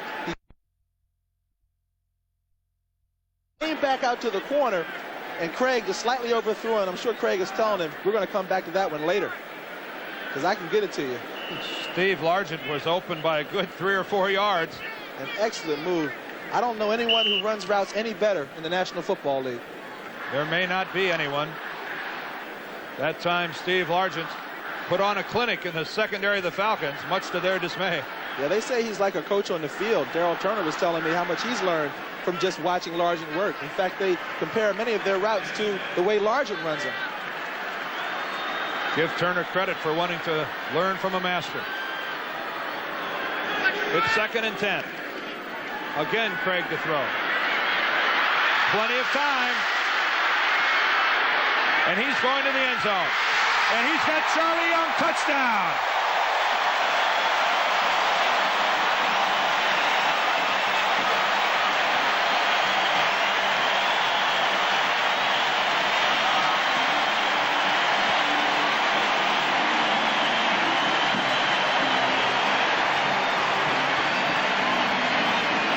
Charlie Young's 2nd touchdown catch of the year. Well, Charlie Young is showing that he still can be capable of making big plays from the tight end position. He made a big catch earlier in the drive. Dave Craig threw a great pass to Largent to get him in position for that touchdown, and then Craig bought the time with the scramble. Young kept coming across the field. Big touchdown for the Seahawks. His 2nd open receiver in a row in the end zone. He overthrew Largent, but that time right on the spot to Charlie Young. Norm Johnson's extra point is blocked. It is run into the end zone. Steve Largent came out of there with the football, and Steve Largent gets across the goal line, and that will be a successful conversion. Oh, when's the last time you saw that, Dan? Steve Largent, the holder for Norm Johnson, comes up with the big play.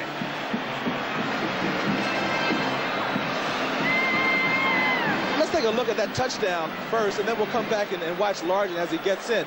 Craig, they're in the bullet defense again. The Falcons come at him. He has pressure from his right side. Now watch how he gets away. He steps up from the pressure, and he buys time. He sees Charlie Young, and he tells him, come over. He throws it, and Young keeps moving. You don't even see him yet. There he is. Touchdown, Seahawks. Then on the extra point play, this is a hard way to make it. Watch Largent, where the snap, he fumbles it just a little. Oh, and here he goes. That almost looked like Lucy pulling the ball away from Charlie Brown. But what an alert play by Steve Largent as he gets the ball across the goal line and gets it into the end zone. That is as sharp and as smart a play as you're ever going to see. And those are just the type of plays that can get a whole team very emotional. And that's what the Seahawks have been trying to achieve this entire afternoon. Well, that goes down as a successful one-point conversion. The Charlie Young touchdown gives Seattle now the lead 14-9. This is the first time that they've, I guess, led in a while. It's been a while. Well, the 3 field goals by Luckers put Atlanta out in front, but now Seattle responds. Norm Johnson, high kick, fielded by Austin at his own 3. And he doesn't make it back to the 20, only to about the 16-yard line goes Cliff Austin. Eugene Robinson on the hit.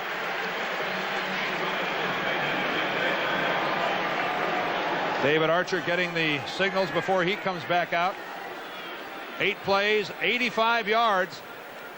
Not much time used off of the clock, 2:46, and Craig right on it to Charlie Young. Well, the important statistic is that scoreboard, and that's where Seattle's ahead. Charlie Young, in his 13th year out of USC, comes through for Seattle. Now it's up to Dave Archer.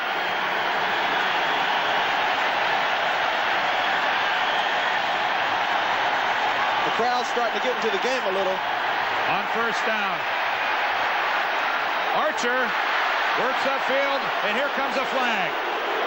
Terry Taylor working against White Shoes, and Taylor draws a flag. And he's injured as well on the play.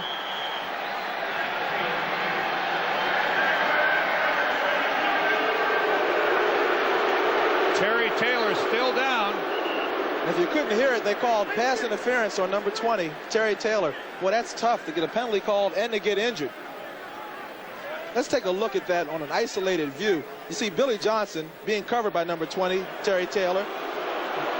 Billy comes down and stops. And watch what happens. Taylor's going to get hit by his own man. Watch. And he twists his leg, spins around, and he's injured. Well, while we wait and see as Terry Taylor is attended to by the Seahawk physicians, let's take a timeout. The Hawks out in front. Terry Taylor walked over to the Seahawk bench. His interference penalty gives the Falcons a first down. Dave Archer finds his man. That's White Shoes Johnson.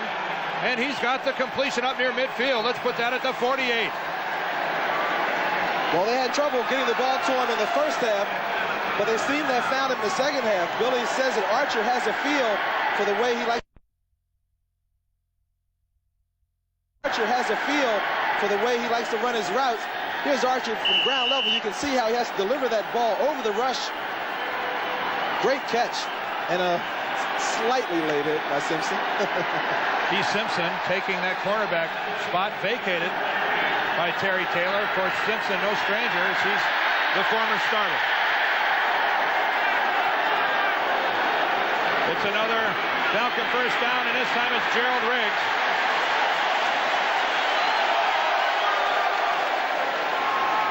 And when Gerald Riggs gets that ball, Fred Young and Michael Jackson usually are not too far behind, as was the case on that play. David Archer looks to the sidelines as we see the Raiders continue to hold on to their lead over the Saints. It's 14-10 in the third. We've got 4 minutes and 58 seconds here in the third quarter at the Kingdome as the crowd starts to get into this ballgame.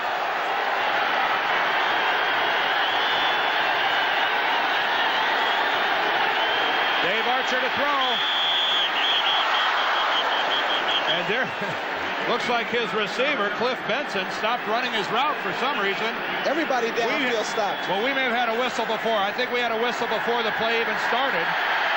Of course, with the crowd noise the way it is, you can't hear it. And I think we're going to... Number 16, offense, still second down. A delay of game against Atlanta, and that's the 12th man on the field. That's funny you said that. I was thinking the same thing, Dan. They do have a 12th man here, and look at them. And they're proud of their Seahawks.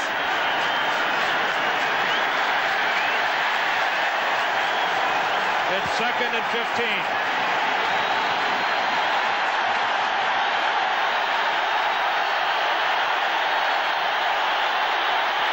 Joe Washington.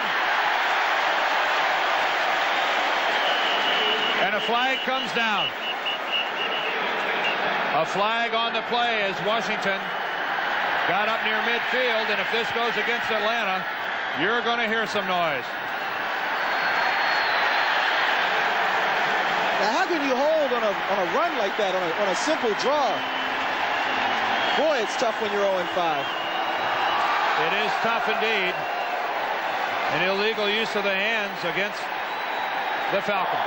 Illegal use of hands. Number 78, offense. Hands to the face. Hands to the face. Still second down. That's Mike Ken, the left tackle. Isn't that an unusual call? Hands to the face? Well, a couple of years ago, they changed the rules on pass blocking when they liberalized the use for the offensive lineman.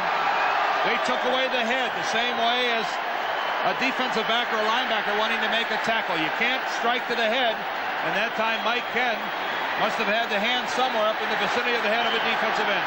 Boy, Mike Ken, one of the best pass protectors in the league.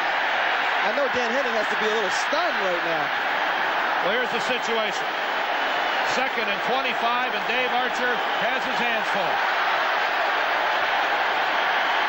And he takes a timeout.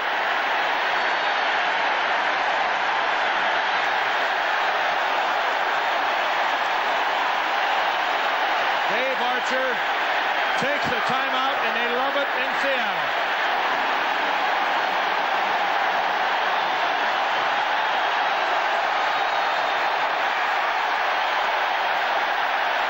Well, this is a great way for a quarterback to get his first start in the NFL, to come into a place like this. The first half, the Falcons were so successful at keeping the crowd in their seats, but not this half. Well, if he thinks it's noisy now, wait until he comes back out on the field and tries to run a play. I don't know that he helped himself by taking a timeout. You mean it gets worse than this? Yes, it gets worse than this. Well, this is my first visit in this Kingdom. It's a fine facility, but it sure is loud.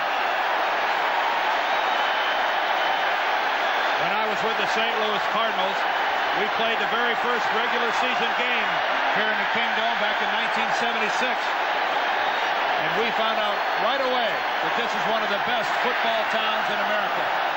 They love their Seahawks and they love football in Seattle. And Dave Archer is going to have trouble hearing himself think. Well, I guess what Dan Henning's probably telling Archer is the key thing now is you can't have a turnover. Don't try to get it all on one play. Let's try to make some positive yardage.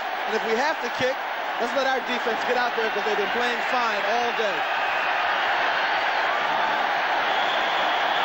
He'll face a 2nd and 25, and referee Bob McElwee is telling Dave Archer, you're only going to make it worse the longer you hold out.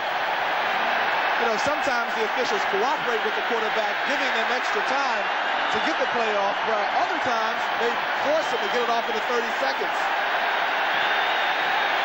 Dan Henning says, I wish I could help him, but he's on his own.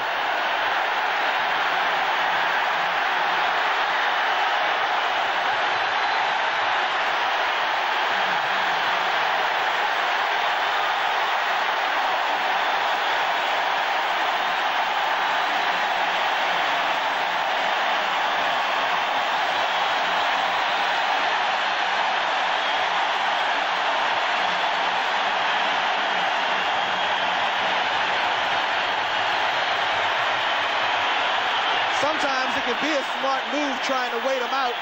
I mean, maybe they'll get tired of yelling. I don't know. Chuck Knox is asking for a little quiet. And they didn't like it. They're having a fun time here. Those boos aren't for Chuck Knox asking them to be quiet. They're booing the Falcons royally. Are you sure? Chuck Knox has not been booed very often in the Kingdom. Yeah, you got that right. It's 2nd and 25.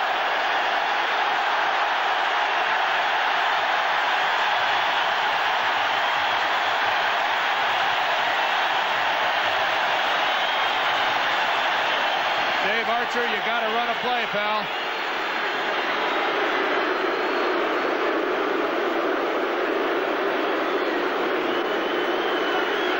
Quick, snap it now.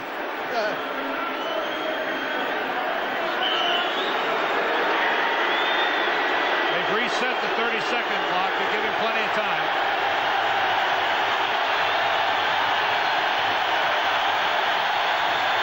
In his first career start, Dave Archer is facing a difficult situation. 30 seconds. Where are those clock operators?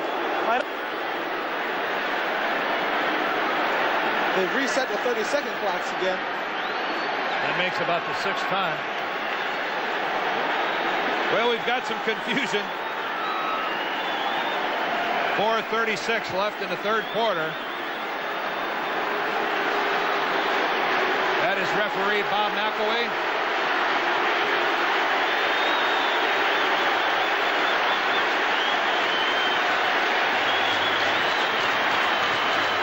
Chuck Knox is imploring the crowd to let us get on with the game. And the officials imploring Archer to snap the ball.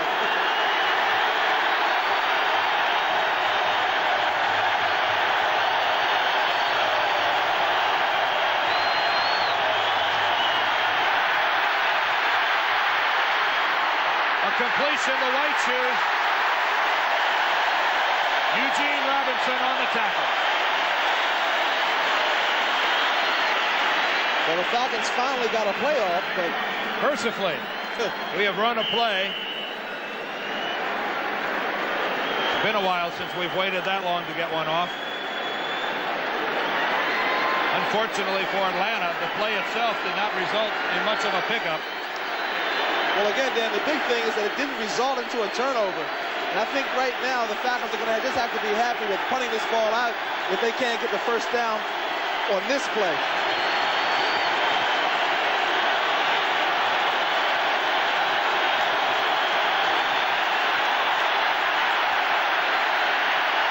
We've got a stoppage of play. We've got a penalty back in the secondary, and we may get a delay of game call against Archer and the Falcons. I think the 30-second clock expired. That's the call. The Falcons sideline can't believe it. This is the home field advantage. Delay of the game, number 16 offense, still third down. The frustrations of being 0-5, very evident on the face of Dan Henning. Now it's 3rd and 27.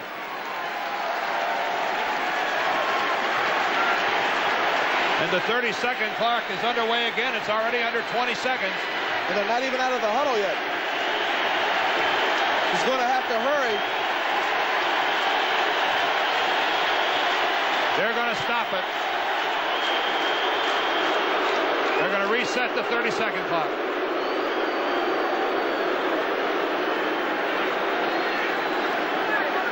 Well, Archer doesn't appear to be rattled.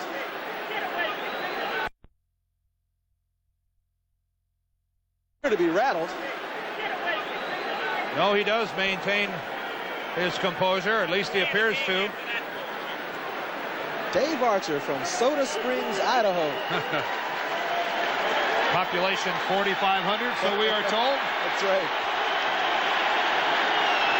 And I bet they all know Dave Archer. 3rd and a long way.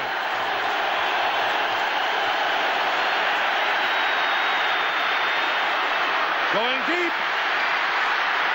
Going for White Shoes, nearly intercepted by John Harris and Kenny Easley.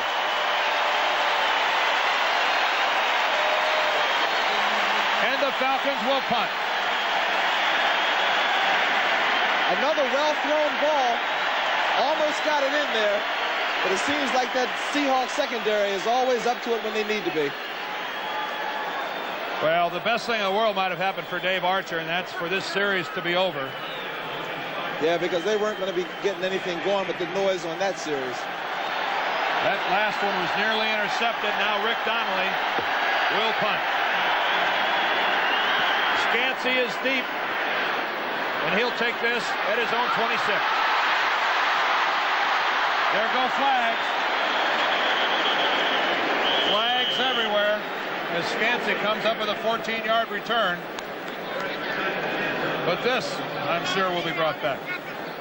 Yeah, Scansey was brought in 2 weeks ago to bring back the punts. He was cut during training camp. Illegal use of hands, Seahawks. The Seahawks have had their problems on the kicking teams today. Yeah, Scansey was released during the preseason. Illegal use of the hands, number 53 on the return, first down. Keith Butler, the linebacker. Illegal use of hands, and the Seahawks get marched back. Next Saturday, CBS Sports and college football bring you a doubleheader. in the first game. How's this? A Big Ten matchup, Purdue and Ohio State, live at noon Eastern Time, 9 o'clock Pacific Standard. And then either Michigan against Iowa, the number 3 and number 1 team in the country, Auburn versus Georgia Tech. Check your local listings for the start of those games. First and 10 now for Seattle and Dave Craig. They have been on the field for a long time. This time it's Kurt Warner, hurdles his own man. And Kurt Warner, using some smarts, picks up 8 yards. Well, they've been having a lot of difficulty getting that rushing attack in gear today. That time when Warner came around that corner, it looked like he was going to be stopped, but he hesitated and waited for that hole to develop and used his quickness, surprising quickness, I might add, when you consider that he's coming back from a severe knee injury. We've got a surprisingly good game underway.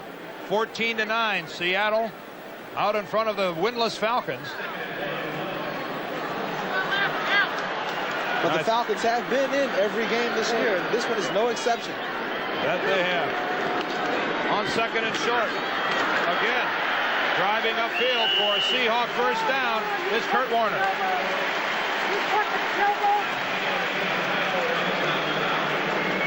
And I think Chuck Knox would like to see a nice 10 or 12 play drive resulting in at least a field goal. That's for sure. If not more. You know, it's such a challenge to try to run against that bullet package of the Falcons because it is designed to take away the run. Is that your buddy Rusty Tillman on the sideline? Oh, absolutely. Rusty Tillman is the king of special teams when he was a Redskin under George Allen. And now he's coaching the special teams and the tight ends here for the Seahawks. It's a first down, and Dave Craig puts it up and overthrows Charlie Young. One of the very few times today that Charlie Young didn't come up with the ball when he was open. He's having a big day. Right. Well, he stumbled a little bit coming out of his cut, and that can happen. Sometimes you can get your feet caught on this turf as he was being chased by number 56, Al Richardson, who was making, I believe, his first start of the season. You know, Al Richardson used with Buddy Curry. They were both rookies, co-defensive rookies of the year 2 years back when they featured that Grits Blitz. The Grits Blitz. I think that time Dave Craig told Charlie Young, sorry, Charlie, that was my fault. That was the first incomplete pass headed towards Charlie Young. He's got 5 catches for 72 yards and a touchdown. Dave Craig on second and 10. Waits forever and tries to go downfield to David Hughes. Boy, Craig has the ability to buy extra time. Absolutely, Dan, and that's a good example of how he can put even more pressure on the secondary by doing so. By rolling out like that, it really crosses up the secondary because for a moment you think you have your man covered when you're playing defense, and the next thing you know, the quarterback's moving and so is your man. A lot of times teams will start out in the zone and be forced to go to man-to-man coverage, and often one man will come loose. But fortunately for the Falcons, not that time. That was indeed good coverage by the Falcons. Brings up a third and 10. Seahawks go to the shotgun.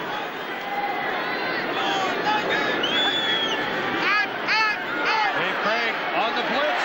Has Hughes.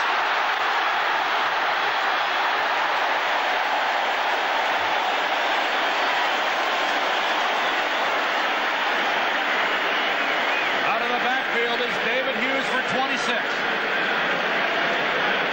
Well, they were in that shotgun formation, and when that bullet defense works well, it works. Watch him come. Now, Hughes was on the left. He sneaks out. Nobody there to cover him. Watch how alone he is. Extremely reminiscent of a play last week where Roger Craig comes out of the backfield. He's all alone and scores for San Francisco. And when you have a big play defense, it looks great when it works, but when it doesn't, you come up with egg on your face. Well, Hughes gets the Seahawk first down. And this is Kurt Warner. Kurt Warner. Down to the 30-yard line. That's good for 5. Well, this is the time of the game where the winning team usually begins to assert itself, and the Seahawks have to be pleased with the way they're putting this drive together. The Falcons so close to taking the ball away from him, being burned on a big play. And now Kurt Warner. Hey, look who's warming up. Steve Bartkowski playing catch on the sidelines, although I think it's extremely doubtful that he'll come in the game. But you never know. 2nd and 4. Flags go flying. Atlanta came across the ball and Kurt Warner's trapped. This may be good, though, for a Seattle first down, as they were clearly across the ball at the snap. That'll do it. That should be good for the first. Dave Craig is having quite a day, Dan. I mean, he's thrown for over 200. Offside. Defense, left tackle. I don't know why that guy always talks when I want to talk. But anyway, 240 yards, 2 TDs, and an interception. David Craig, number 17, who had an outstanding season last year.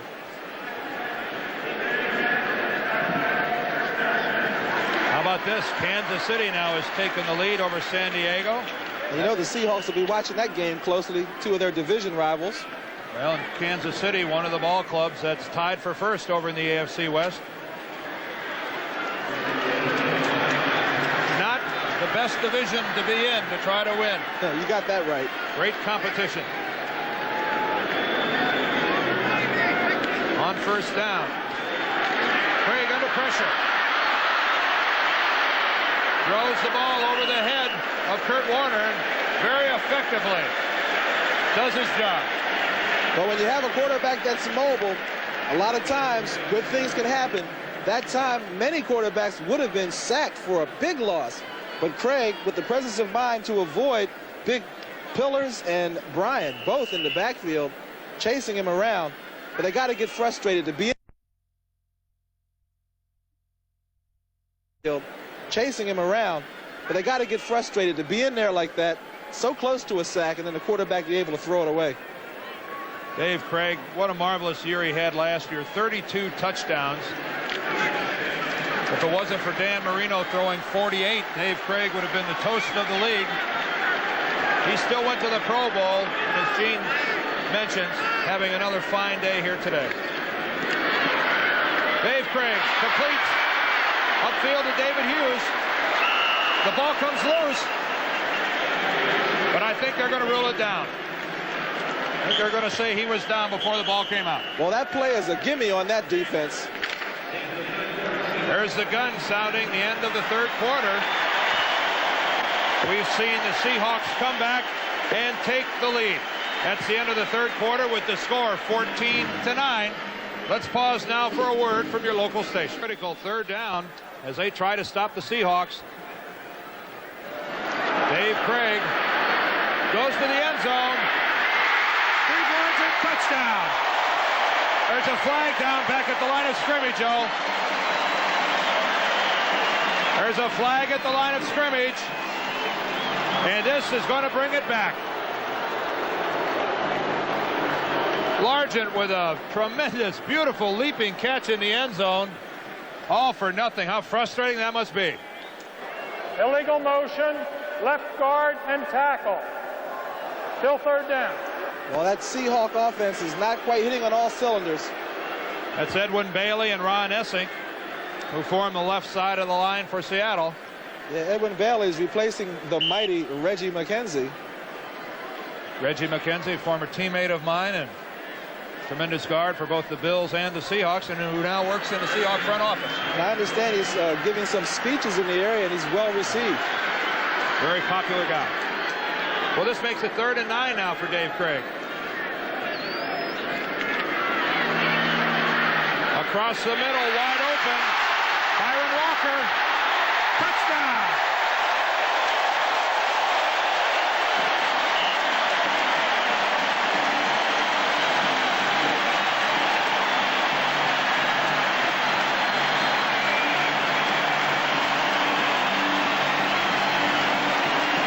Well, the play was well conceived. You'll see from the left of your screen, he's going to come from left to right. Largent first clears out the zone. And here he comes right across. You see everybody out of position. And number 89, Byron Walker, turns on the afterburners and just gets in the end zone. Once again, that was a linebacker trying to cover Byron Walker. That was John Taylor trying to run all the way across field, and that's the defensive alignment that Dan Henning was afraid of. Norm Johnson on the extra point. This time puts it through the middle as he doesn't force Steve Largent to run it in. Well, Seattle with the score goes out in front 21-9. Dan Henning sees his Falcons start to fall behind the Seahawks. Byron Walker that time a 24-yard touchdown pass from Dave Craig puts his Seahawks out in front 21-9. And that's been the story all season for the Falcons, playing tough for 3 quarters and then somehow finding a way to lose in the 4th. Norm Johnson to kick off.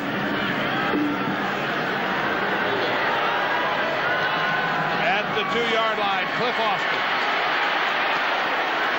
drives up towards the 20, but he's not going to make it. So the Falcons get another turn.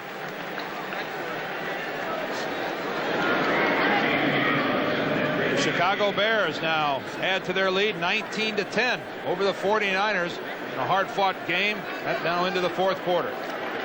The Raiders continue to lead the Saints 14-10 in the 4th. And 20-17, Kansas City and San Diego in the 4th. A very, very good game, and I think a surprise to the Chiefs that the Chargers are hanging that close. Well, the Chargers surprised the Seahawks last week, and now they're doing the same to the Chiefs today. Dave Archer. On first down to throw, has plenty of time, and he's going to run the ball and take it out of bounds. Good blocking that time by the Falcon offensive line, but Archer found nowhere to go with the ball. Well, you got to like Archer's feet and his awareness. You know, a lot of quarterbacks can scramble, but they can't scramble and look downfield at the same time. And today we have 2 quarterbacks that can do that.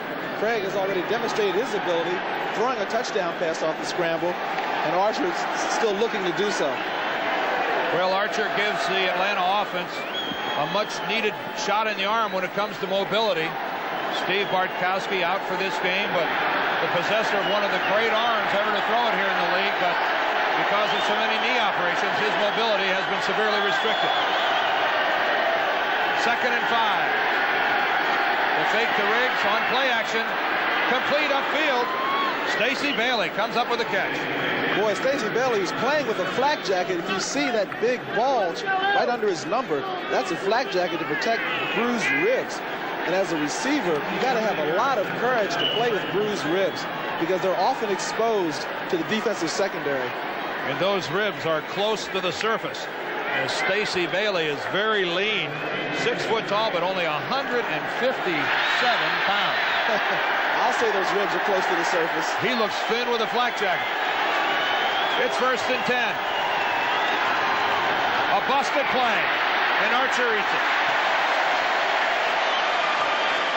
Well, look for the Seahawks to keep the pressure on the young quarterback. That's the best way to control him. Keep coming at him. That time Joe Nash fell on top of Dave Archer, but that was easy.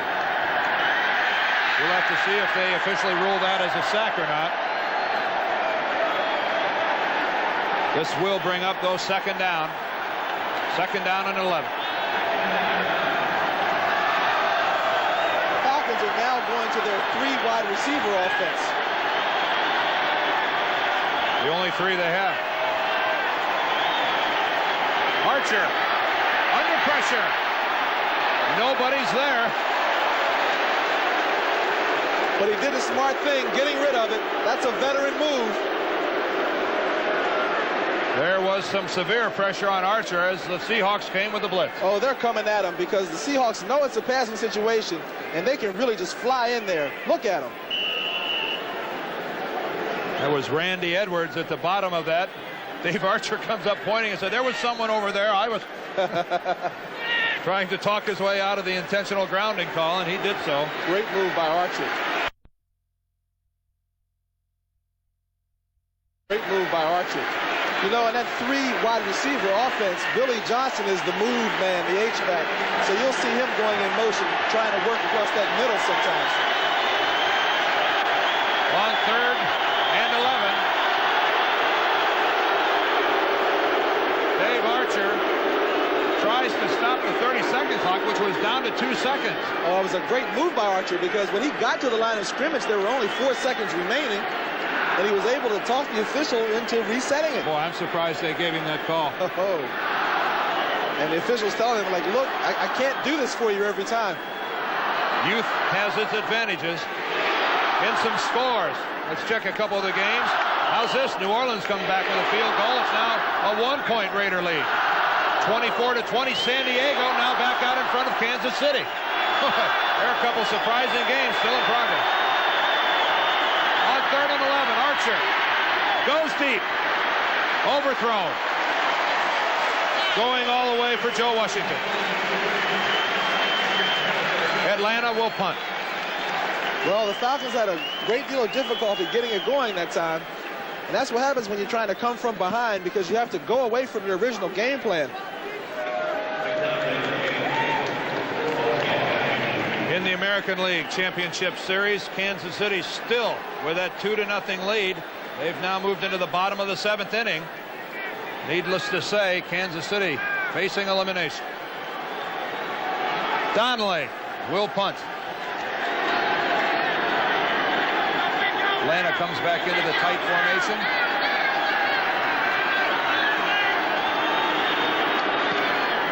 Rick Donnelly gets it away. Paul Scansey is the lone deep man for Seattle, and he brings it upfield. Scansey gets a couple blocks, works up the middle, and takes it out beyond the 30. Tom Pridemore had to make the stop for the Atlanta Falcons. Dave Craig comes out. He'll try to add to the Seattle lead. The NFL action on CBS Sports gets started with the NFL today, and then how's this for a trio of games? The Cowboys against the Eagles, the Los Angeles Rams visit Kansas City, and then San Francisco and Detroit. All starts next week, first with the NFL today. Well, the 49ers had their hands full today and have to come against Detroit next week. Long season against 49ers. Kurt Warner on first down. Cuts upfield. Boy, that's a good run. That's the way to use your lead blocker. Well, it's important for Seattle to try to get something going on the ground here, because the only way that you can choose some time off that clock is with the running game. Well, there's my main man. Yeah, I know you and Reggie were talking quite a bit yesterday about Michigan beating Michigan State. Talk about one of the great lead blockers of all time. That's Reggie McKenzie, the head of the Electric Company, the great Buffalo offensive line, a teammate of mine at the University of Michigan back in the late 60s, and of course he finished out his career here in Seattle, still a town favorite. Dave Craig comes out of the pocket and finds Steve Largent, and that's a Seattle first down. Bobby Butler with the coverage and the tackle. Well, that combination, what are you going to do to stop it? Craig, who can buy time when he needs it, and Largent, who knows how to get open and always catches that ball. In the dictionary, when they have a description of the phrase body control, they have Steve Largent's picture right alongside. That's the illustrated dictionary. The right? illustrated dictionary. He has turned many a defensive back all the way around. Hughes, Warner, two setbacks. And this is Hughes. Not much. The ball came loose. Is it the Falcons? Is this Atlanta's ball? Let's get a call, guys. Yes, it is. Dan, that's the first time this entire season that the Falcons have recovered an opposition's fumble. And I think they're going to credit Ronnie Washington, reserve linebacker, with coming up with the football. You see the pressure coming straight up the middle. That's David Hughes. And there's the ball on the ground. Clearly a fumble, and it belongs to Atlanta. And there's still a lot of football yet to be played here on the AstroTurf at the Kingdome. Plenty of time for the Falcons if they can get one here. Here comes the crowd in an attempt to get back in the game. First and 10 at the 42, and Hughes backs out again.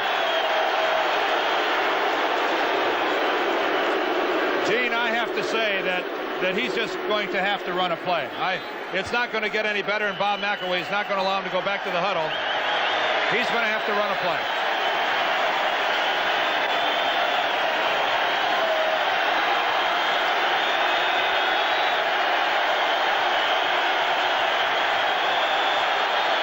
Dave Archer calls the signals. That's Gerald Riggs. And he's got positive yardage off right guard. That's good for about 5. And that's the best way to silence the crowd. You just can't allow the crowd to dictate your tempo offensively.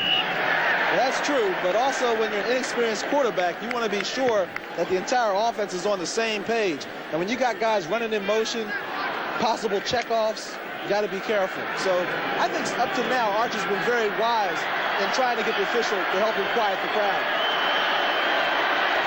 6 yards on that last pickup by Gerald Riggs. Again, it's Gerald. He goes right, cuts back. Gerald Riggs drives forward. Wow, what effort on that play. Gerald Riggs sprinting to his right, nothing there, cuts back. He picks up a dozen and an Atlanta first down. Let's look at it from behind the offense. There's number 42, Riggs. He sprints out to the right, stretching the offense, and watch this cut. That's instinct. You can't teach it. Look who's on him, number 45, Kenny Easley, who's always around that ball. And John Scully, his left guard, did a good job of cutting off the Seattle pursuit. Riggs already has 134 yards. What's a first down at the 24? And here's Gerald Riggs again. And again, he powers in behind this very big and very talented Atlanta offensive line. Well, in a subtle move, Dan Henning now has gone back to the offense that was so successful in the first half. He's gone away from the 3 wide receivers. He's back to the 3 tight ends. There's Cliff Benson. You can see he's in the game, and it's effective.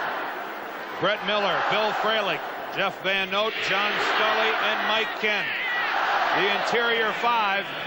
They were expected to have a tough match today with Bryant, Nash, and Green, but I'd have to say that they're winning the war up front.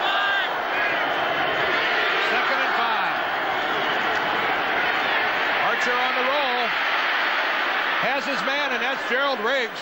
And that is another Falcon first down. I think we're seeing some fine play selection here as Atlanta's putting together a drive, keeping the Seahawks off balance. That time they were in their run formation, and then they used their dash. By dash, Archer runs out to the right, sets up, uses his quick feet to buy time, and that time he hit Riggs coming out of the backfield. Terry Taylor back in the ball game. Made the hit that time on Gerald Riggs.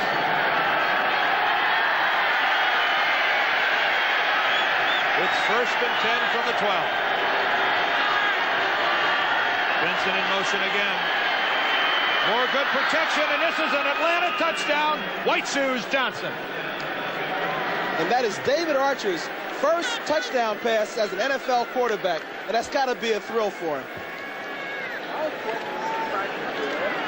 They've been using White Shoes Johnson as the only flanker with Cliff Benson moving.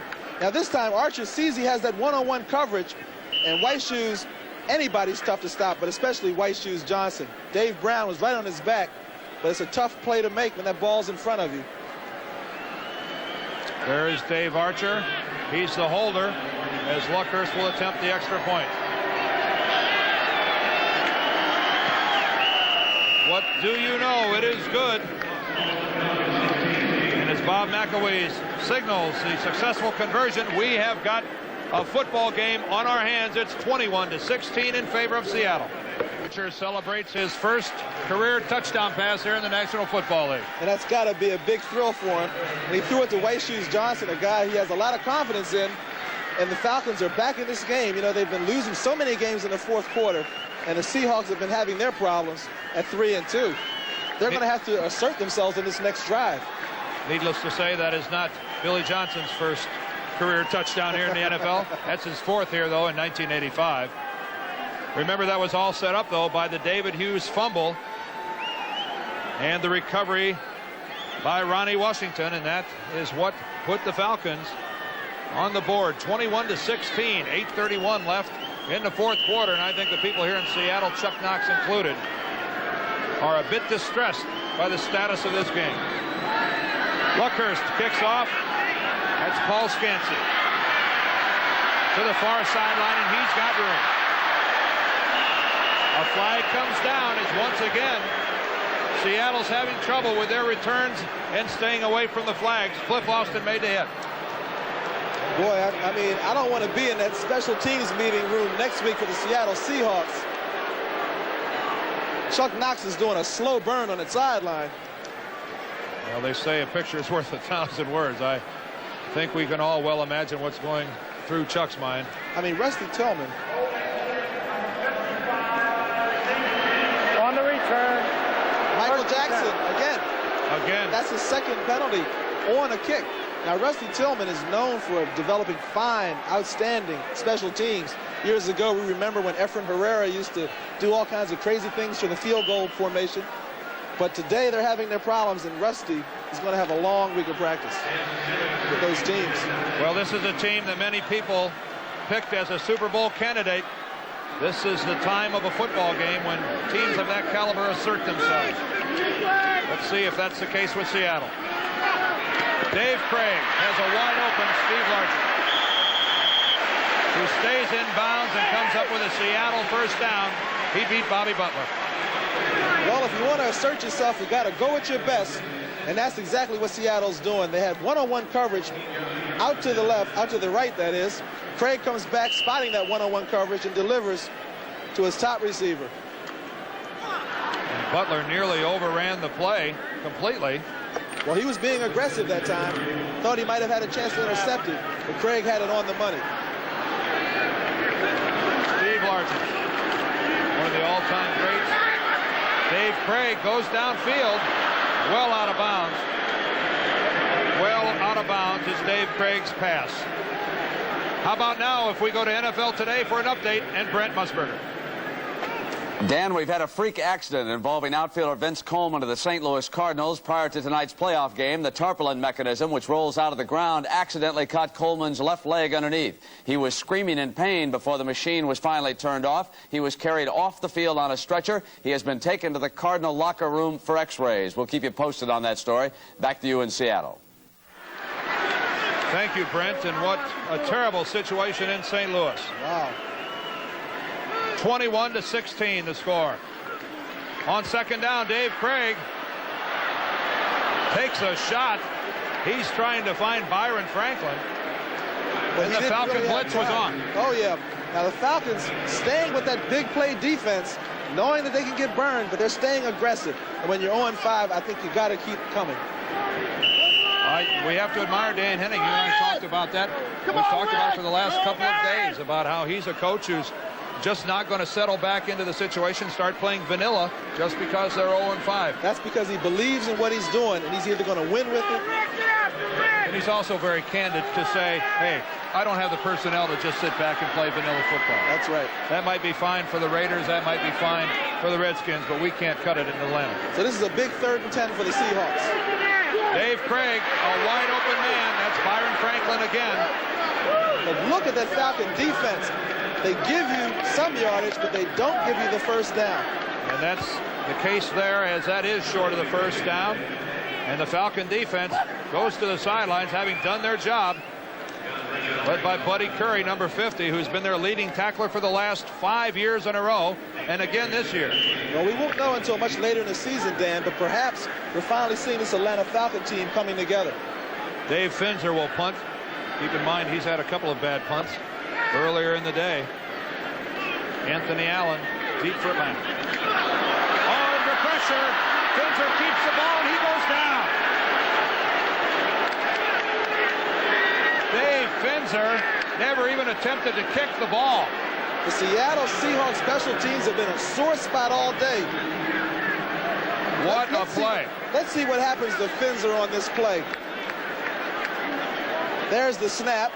Perfect. And he didn't catch it. It hit him in the stomach, and he felt pressure. And when his punter feels pressure, a lot of times they don't want to take that hit, and he pulled it back, although it looked like he had time to get it off. I'd have to call that a serious error by Finzer. Watch again as he drops it. It goes right into his stomach. But I don't see where that he thought someone was going to get to his right leg and not kick the football. Irregardless, from the 37-yard line, it's first down Atlanta. They trail by only 5. Dave Archer goes to the end zone. What is it? Touchdown! Touchdown, Atlanta! The dual possession went to the offense, and that's Anthony Allen. That's Anthony Allen from Seattle, the University of Washington. What a catch on that play. The Falcons coming right back after the turnover, just like the old days with Johnny Unitas going for the big one, and Archer now has thrown his second touchdown pass of the quarter and of his career. Watch the play action, a fake to Riggs. Anthony Allen got behind the secondary and watched the throw from Archer, right on the money. He has to fight for the ball with Terry Taylor, but the tie goes to the offensive man. Touchdown, Falcons. Oh, they'll talk about that one for a long time here in Seattle. I'm glad I didn't have to make that call. It sure is quiet here. Mick Luckhurst, the extra point for Atlanta. It is good, and it's now 21 for the Seahawks and 23 for the Falcons, and they're in the lead, and the crowd here doesn't like it one bit. Watch from ground level. Anthony has to slow up for the ball, but he jumps and grabs it. Taylor gets an arm in there, but he cannot rip it out. Anthony holds on to that ball. Anthony Allen. And the Falcons take the lead. Anthony Allen, the former USFL ball player with both the Michigan Panthers and the Los Angeles Express, who, by the way, I think bears a striking facial resemblance to Anthony Carter. But Anthony Allen celebrates along with his Seahawks as they enjoy now a 2-point lead over Seattle, 23-21. The Falcons out front. And Gene, I don't know that anyone here in a blue jersey or these blue-jacketed crowd, if they expected this. Well, to date, the Saints upset of the 49ers has to be the top upset of the season. But if Atlanta can hold on, I think this will be the #1 upset so far. 6 minutes and 37 seconds left. Luckhurst kicks off. Again, this will be fielded by Scansey. Paul Scansey comes upfield. And he is hit, and he is dropped inside the 20. Number 36 on the play, Dan Wagoner, the backup safety. Well, Chuck Knox told us that he was concerned, and it was kind of hard for us to believe. I mean, Coach, you're going to the Super Bowl possibly. You're playing an 0-5 team at home. How can you be concerned? He says, we're not playing well. We're not hitting on all cylinders. We're having problems with our special teams. The offense has been inconsistent. And all of that has plagued them today. I was going to say, it appears that we have to give Chuck Knox credit for having a handle on the situation. Yeah, he knows his team now. It is very quiet here in the Kingdome. I cannot recall ever hearing it this quiet. A couple Seahawk first downs would change that, and on first down, Dave Craig will pass the ball. He has a completion. Charlie Young, though, fumbles the ball, and it's recovered by the Falcons. And what a turnaround this is. Charlie Young, who's been making big plays all day for the Seahawks, makes the catch and has the ball stripped from him. Let's see if we can unravel that pile. It might have been Wendell Kaysen that came up with the football. Well, let's take a couple of looks. Here's the first look, looking at from the end zone. Craig drops back, trying to get some momentum going, hits the big tight end. There's Charlie Young, and he's being chased, and there it is. The ball is stripped, although I'm not sure he had possession, but that was the way they ruled. And that's Wendell Kaysen that came up with the fumble recovery. I think he clearly had possession of the football. Yeah, you can see it a lot better on that angle. A good call by the officials as Wendell Kaysen comes up with the fumble by Charlie Young, and can you believe this? 6:23 left, and it's first down Atlanta. Well, give David Fry, number 58, credit for stripping Charlie Young of the ball. This is his first game back this season. In a not too popular decision, Archer backs out from under center and says, I want it a little quieter. Well, you got to give Archer credit the way he's been working that official. He's been very successful. He's only had one delay of game called against him. In this situation, they do not even start the 30-second clock. Archer will have all the time he needs.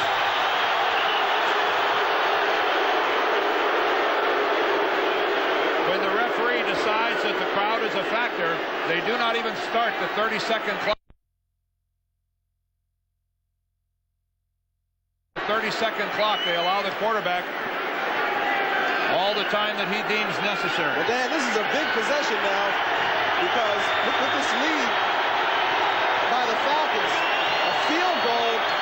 put them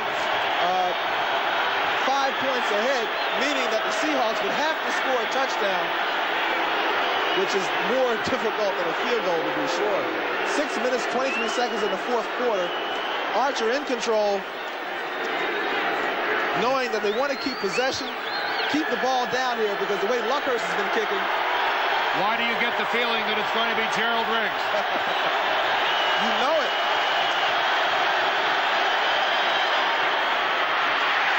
He goes nowhere. He's wrapped them immediately by Freddie Young. Well, this 1985 Falcon team now is going to try to learn how to win. They have a lead, but they haven't been able to hold on to them so far this season, the few times they've had them. You know how they must yearn for a win. They can taste it. All of Atlanta. Meanwhile, all of Seattle has their stomach doing flip-flop. Second down and 10. 5:44 left in the game. David Archer goes to the end zone. Nearly caught for a touchdown, but a fine defensive play that time by Terry Taylor, working against Alama Matthews. Matthews that time running a post pattern. He broke open, and Taylor, who has been injured already in this game, they're trying to take advantage of that. And watch, as Archer does play action, everybody thought Riggs was getting the ball. A good call. Matthews breaks over the middle.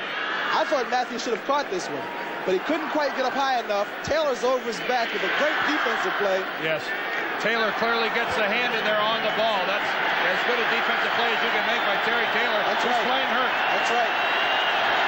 Joe Washington now on 3rd and 10. He's going to throw it.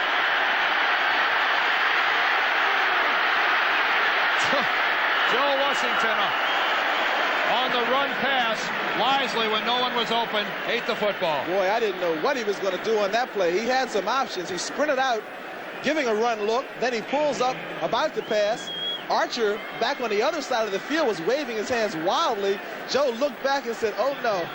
Could this be, with Danny White and Jim McMahon both catching touchdown passes this year, that Dave Archer wanted in the act? Hey, Archer's a player. He wanted the ball.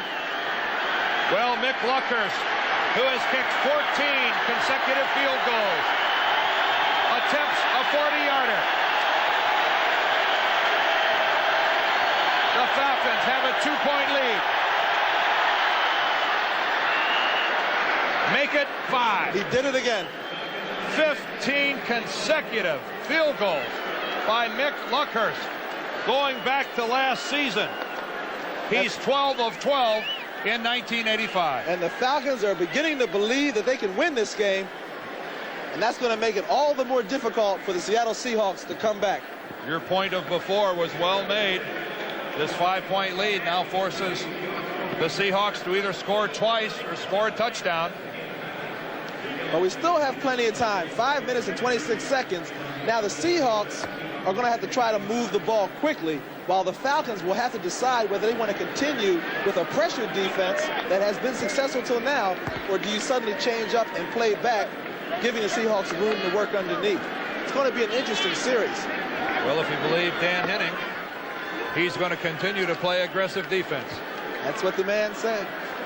I don't know that it would be a wise Atlanta move right now to just settle back and play conservatively. I don't know. And play conservatively. I don't know that their players on defense know how to play conservative football. Yeah, I think you're right, Dan.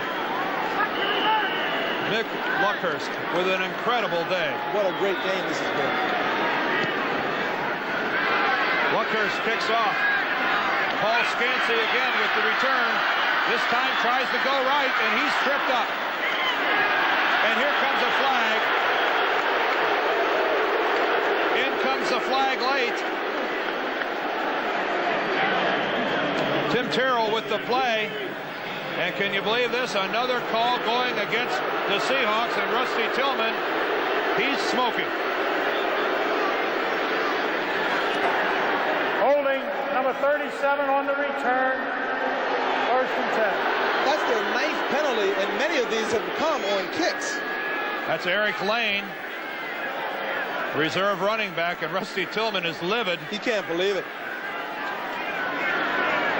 It'll be a sleepless night for Rusty Tillman and the Seahawks special teams. See, these are the types of things, Dan, that happen when a team is not at the proper emotional level. These little penalties. And boy, they can stop a drive. And the Falcons hang on. On first down, the ball's tipped. I think they're going to call that a forward. Well, let's call it something, fellas. No one too eager to make a call. I assume they're going to call that an incomplete pass. Rick Bryan hits the arm of Dave Craig, and we're not getting a call, guys. What is it? Well, an incomplete pass. That might be the latest call we'll see for quite a while. What is it? Well, let's look at it from ground level. You know, to be a pass, Craig's arm has to be going forward. Here he's holding the pass, and there it comes. He's coming forward, and the ball is tipped. So close to being a fumble. Well, that falls into the category. If you're going to be late, at least be right. Such was the case that time. Good defensive pressure, though, by Rick Bryan as he slaps the football out of the arm of Dave Craig, bringing up 2nd and 10. Well, you said that the good teams assert themselves when they have to. We'll find out how good the Seahawks are going to be. And Dave Craig falls down, trips up over his own man, locks his feet up with one of his own players, and down he goes. Might have been his left guard, Edwin Bailey. Well, you certainly don't see that a lot. Thank heavens. That's why a lot of people watch this on television and come to the stadiums.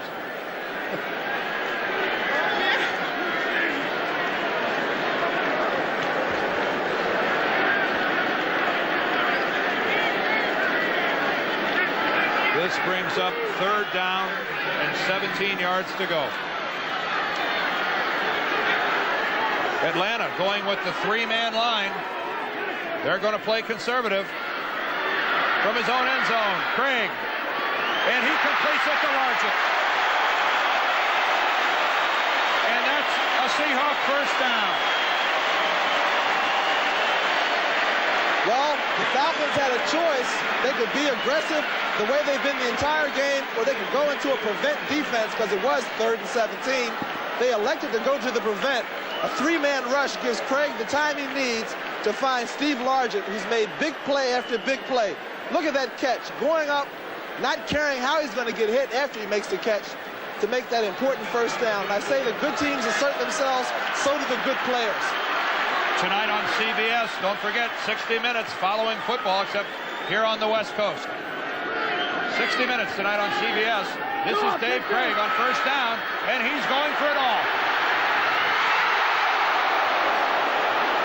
Byron Franklin can't hold on. That was a great throw by Craig, right on the money. I'm sure Franklin wishes he could have that back.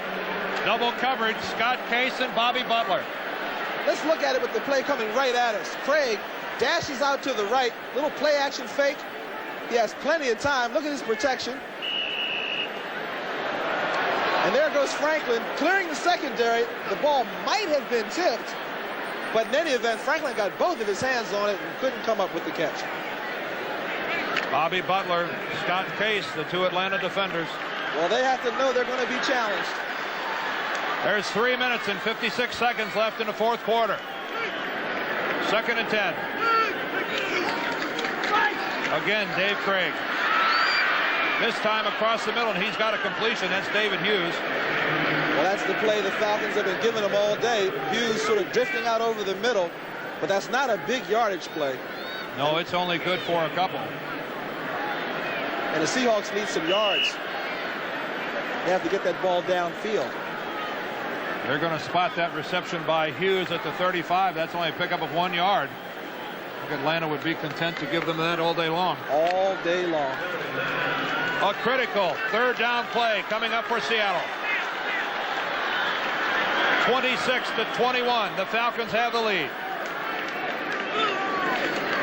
Dave Craig. Wide open is David Hughes. And he's very close to the first down. We'll have to see where they spot it. Oh, boy, is he close, but he may be short. Well, they came back with that same play, Dan. They're in their shotgun spread formation. He's going to be short by a yard. Wow. Decision time. Buddy Curry and John Rady come up and make the key tackle. But they're going for it. Craig is still out on the field, and Chuck Knox says go for it. Do they really have much choice? Not with 2 minutes and 35 seconds left. If they punt that ball, they may never see it again. 4th down and 1. Hughes and Warner in the backfield. This is Kurt Warner, and he has the Seattle first down.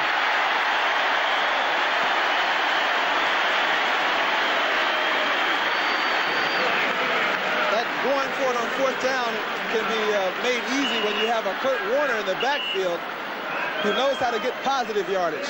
Especially when you have Brian Millard and Bob Kreider getting the surge that they got that time around.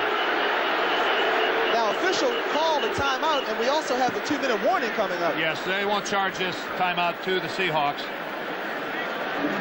0-4 on the clock. 2-0-4.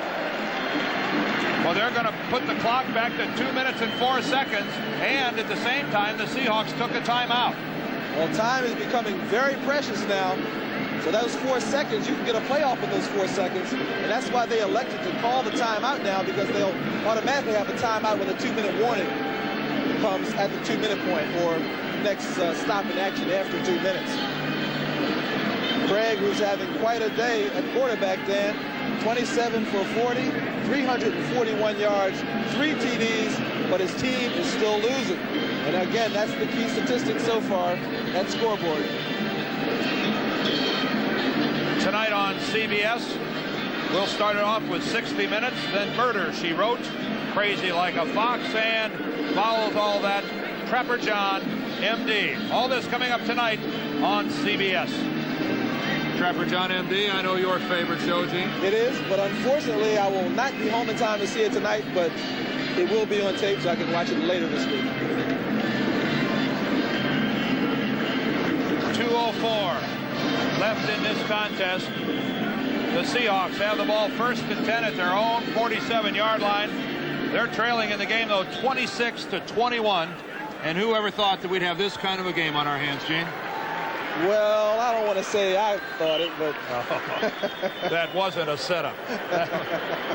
No, but the Falcons have been so close. Dan Henning even told us that. You see how many timeouts are remaining. That they've been so close, and they've just been a big play or two away. Well, they've gotten some big plays today, but now the Seahawks need some. There's plenty of drama here in the Kingdome. On 1st down. Craig under pressure goes down. The 4th sack of the day by Atlanta. Dave Craig eats the football. The clock shows 2:01. That was the longest 3 seconds I've seen in a while. 2:01 left in the ball game. They allow the clock to run down to the 2-minute warning, and Dave Craig goes over to talk to Chuck Craig. The 2-minute warning here at the Kingdome. Seattle fighting for their life, trying to come back. It's self-explanatory. Seattle down by 5, and we're to the final 2 minutes of this ball game. They've got it at their own 36. 2nd down and 21 yards to go after the sack. Craig from the shotgun. Completes it to Steve Largent. Well, they were in that prevent defense again. But I guess with less than 2 minutes, you have to be in that prevent defense. But you want to limit them to less than 10 yards. And that time they did so. John Taylor making the hit in the tackle on Steve Largent. This is 3rd and 12. Craig again goes across the middle to Byron Walker. Byron Walker very near the Seahawk 1st down. John Rady runs him out of bounds. Well, we'll see. This is the same play that Walker scored that touchdown on. They clear it out for him, and he comes from left to right across the screen. Watch as he comes across the field, and now watch how he uses his speed to come upfield and get that 1st down. Just barely, but a 1st down it is for the Seahawks. That time knowing where he was on the field, Byron on the field, Byron Walker picks up the Seattle 1st down. And he stopped the clock by going out of bounds. He did it all. Big play. minute 34. Some confusion for for Atlanta rather, defensively. Play action, Dave Craig. Charlie Young. First down. Charlie Young having a spectacular day. Well, he was making big plays all along. Had the ball stripped from him a few series ago, but now they come right back to the big tight end because they know they have that single coverage on him, and he knows how to get open. Seattle with 2 timeouts remaining. A flag flies. Going to the corner, no one's there, but we may have a penalty against the Seahawks. It looked like there was some motion on their interior line, and Dave Craig not happy. Well, that's always the danger when you're running that hurry-up offense and everybody's not prepared to go. That time, that appeared to be the case. Keep in mind, a field goal doesn't do it for Seattle. Dan, this 1 minute and 1 second remaining in the game is going to be an eternity for that Falcon bench. Illegal motion, right tackle, penalty is declined, second down. This could be the longest minute of the season for the Atlanta Falcons. Bob Kreider with the 5-yard penalty. Now It's declined. With 2 timeouts left, Seattle still has ample opportunity. The clock stops on the penalty. Seattle must score a touchdown. From the 28.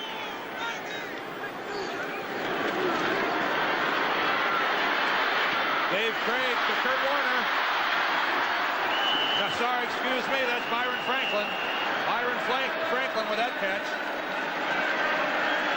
And Seattle takes a timeout. Byron Franklin with the catch, but this will bring up a Seattle 3rd down. Never mind. I'd like to welcome our audience.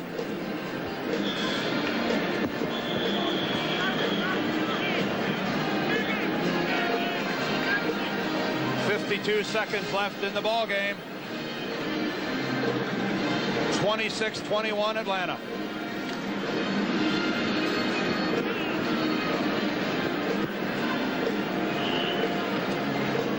Let's welcome our viewing audience who saw the Raider New Orleans Saint ball game. The situation here. 52 seconds left in the ball game. The Falcons lead the Seahawks 26-21.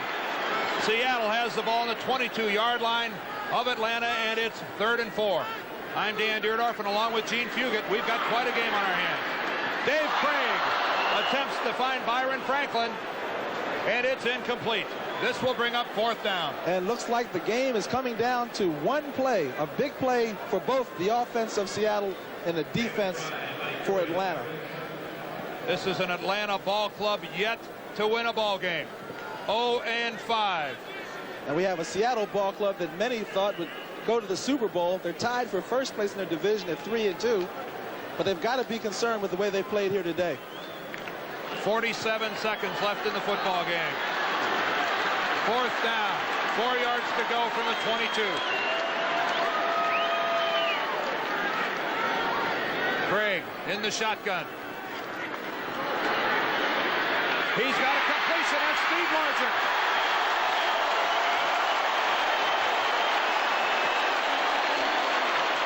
Steve Largent gets the Seattle 1st down, and Gene once again working against the linebacker. Well, you knew that would be the man they would be looking for regardless who he is working against, but it certainly is a plus that he is working against a linebacker. There you see he just went downfield and stopped. The linebacker had to give him room for fear that he would go by him, and Steve Largent on 4th down comes up with a big play. John Taylor, a 2nd-year linebacker from Hawaii, drawing the difficult assignment of trying to cover one of the best pass receivers in the history of the game. 1st and 10 from the 12, 42 seconds left. Dave Craig. Excellent protection. Goes to the end zone. Touchdown.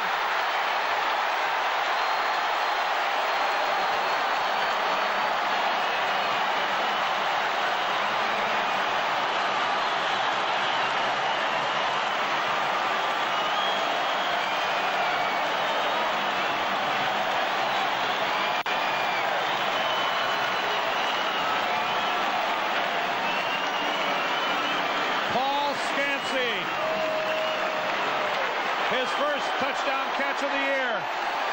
And Dave Craig's 4th touchdown pass of the ballgame. Well, we've seen all game how Craig has been able to buy time with his quick feet. That time was no exception as he bought time, found Scansy in the end zone for the go-ahead score. Norm Johnson. Right through the middle. And it's a 28-26 Seahawk lead.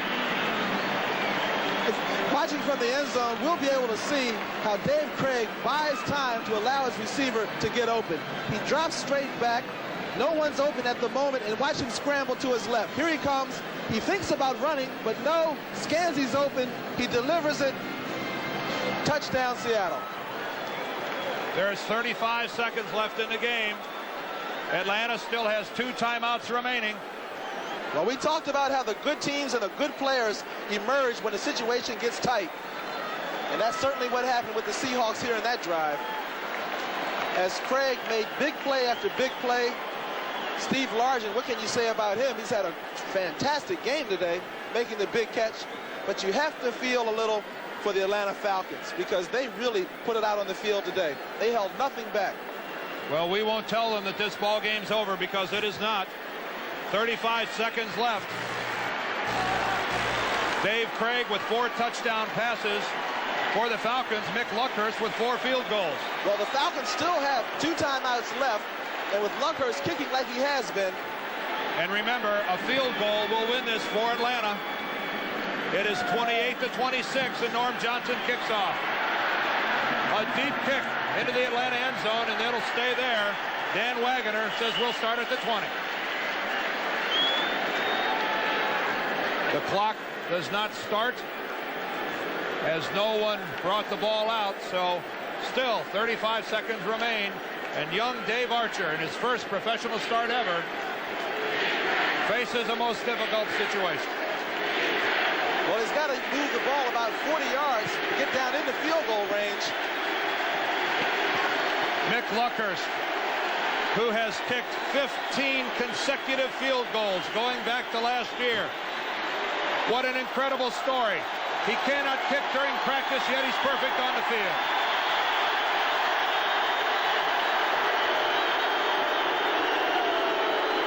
And as has happened repeatedly here today, Dave Archer backs out from under center, wanting this crowd to quiet. And the official stopping that 30-second clock, giving him time to get the play off without having to worry about a delay of game.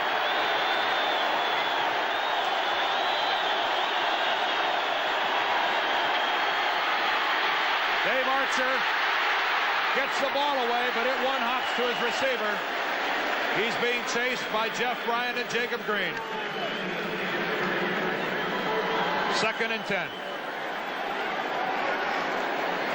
Certainly a tough position for the young quarterback to be in.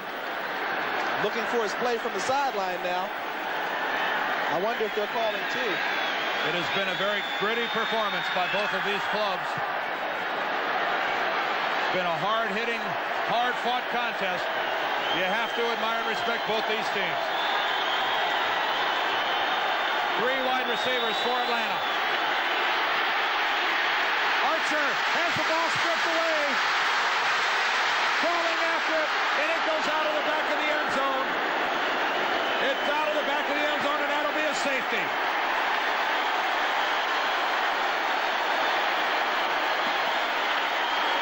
That will be a safety. Joe Nash, Jacob Green.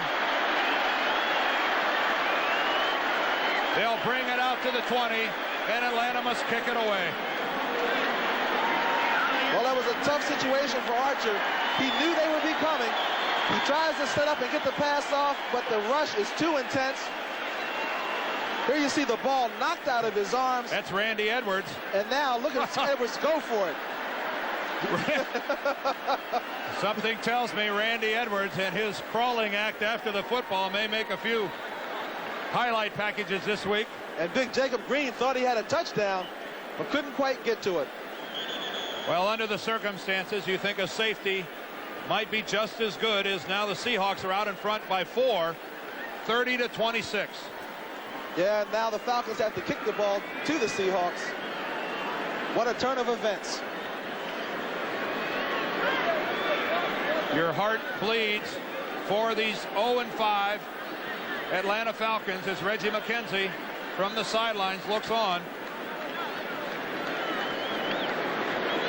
Luckhurst comes into the game. He'll kick it away. And poor Dan Henning. I really feel for him. If the Falcons lose today, they'll go to 0-6. Next week, the Falcons will entertain New Orleans, and then they must go to Dallas.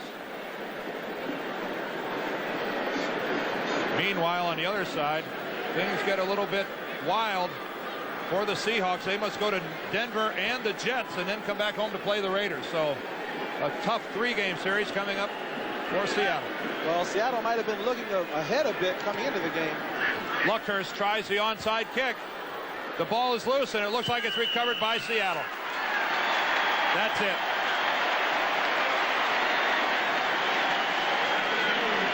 Mike Ken and some of the offensive line for the Atlanta Falcons, and boy, did they play their hearts out today.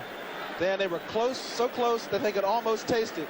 And David Archer, who might be setting the foundation for the future for this Atlanta Falcon team, although he feels good about his effort, I know he feels bad that he could come so close to getting that first victory and being denied. You saw him shaking hands with Jeff Van Note, his center, and there is Chuck Knox, who, even though his Seattle team comes away with a win today, I doubt will have many pats on the back for his Seahawks squad. No, this game had to age Chuck Knox a little today. The Seahawks fall on the football, and Atlanta elects to let the clock run out. Chuck Knox, by the way, with that win today, ties George Allen, now ranking 13th in the National Football League in career victories. For Gene Fugit, this is Dan Deerdorf saying goodbye from the Kingdome in Seattle, Washington, with the final score, the Seahawks 30 and the Atlanta Falcons 26. Next Sunday on CBS, there'll be more NFL action. You've been watching CBS Sports coverage of the National Football League.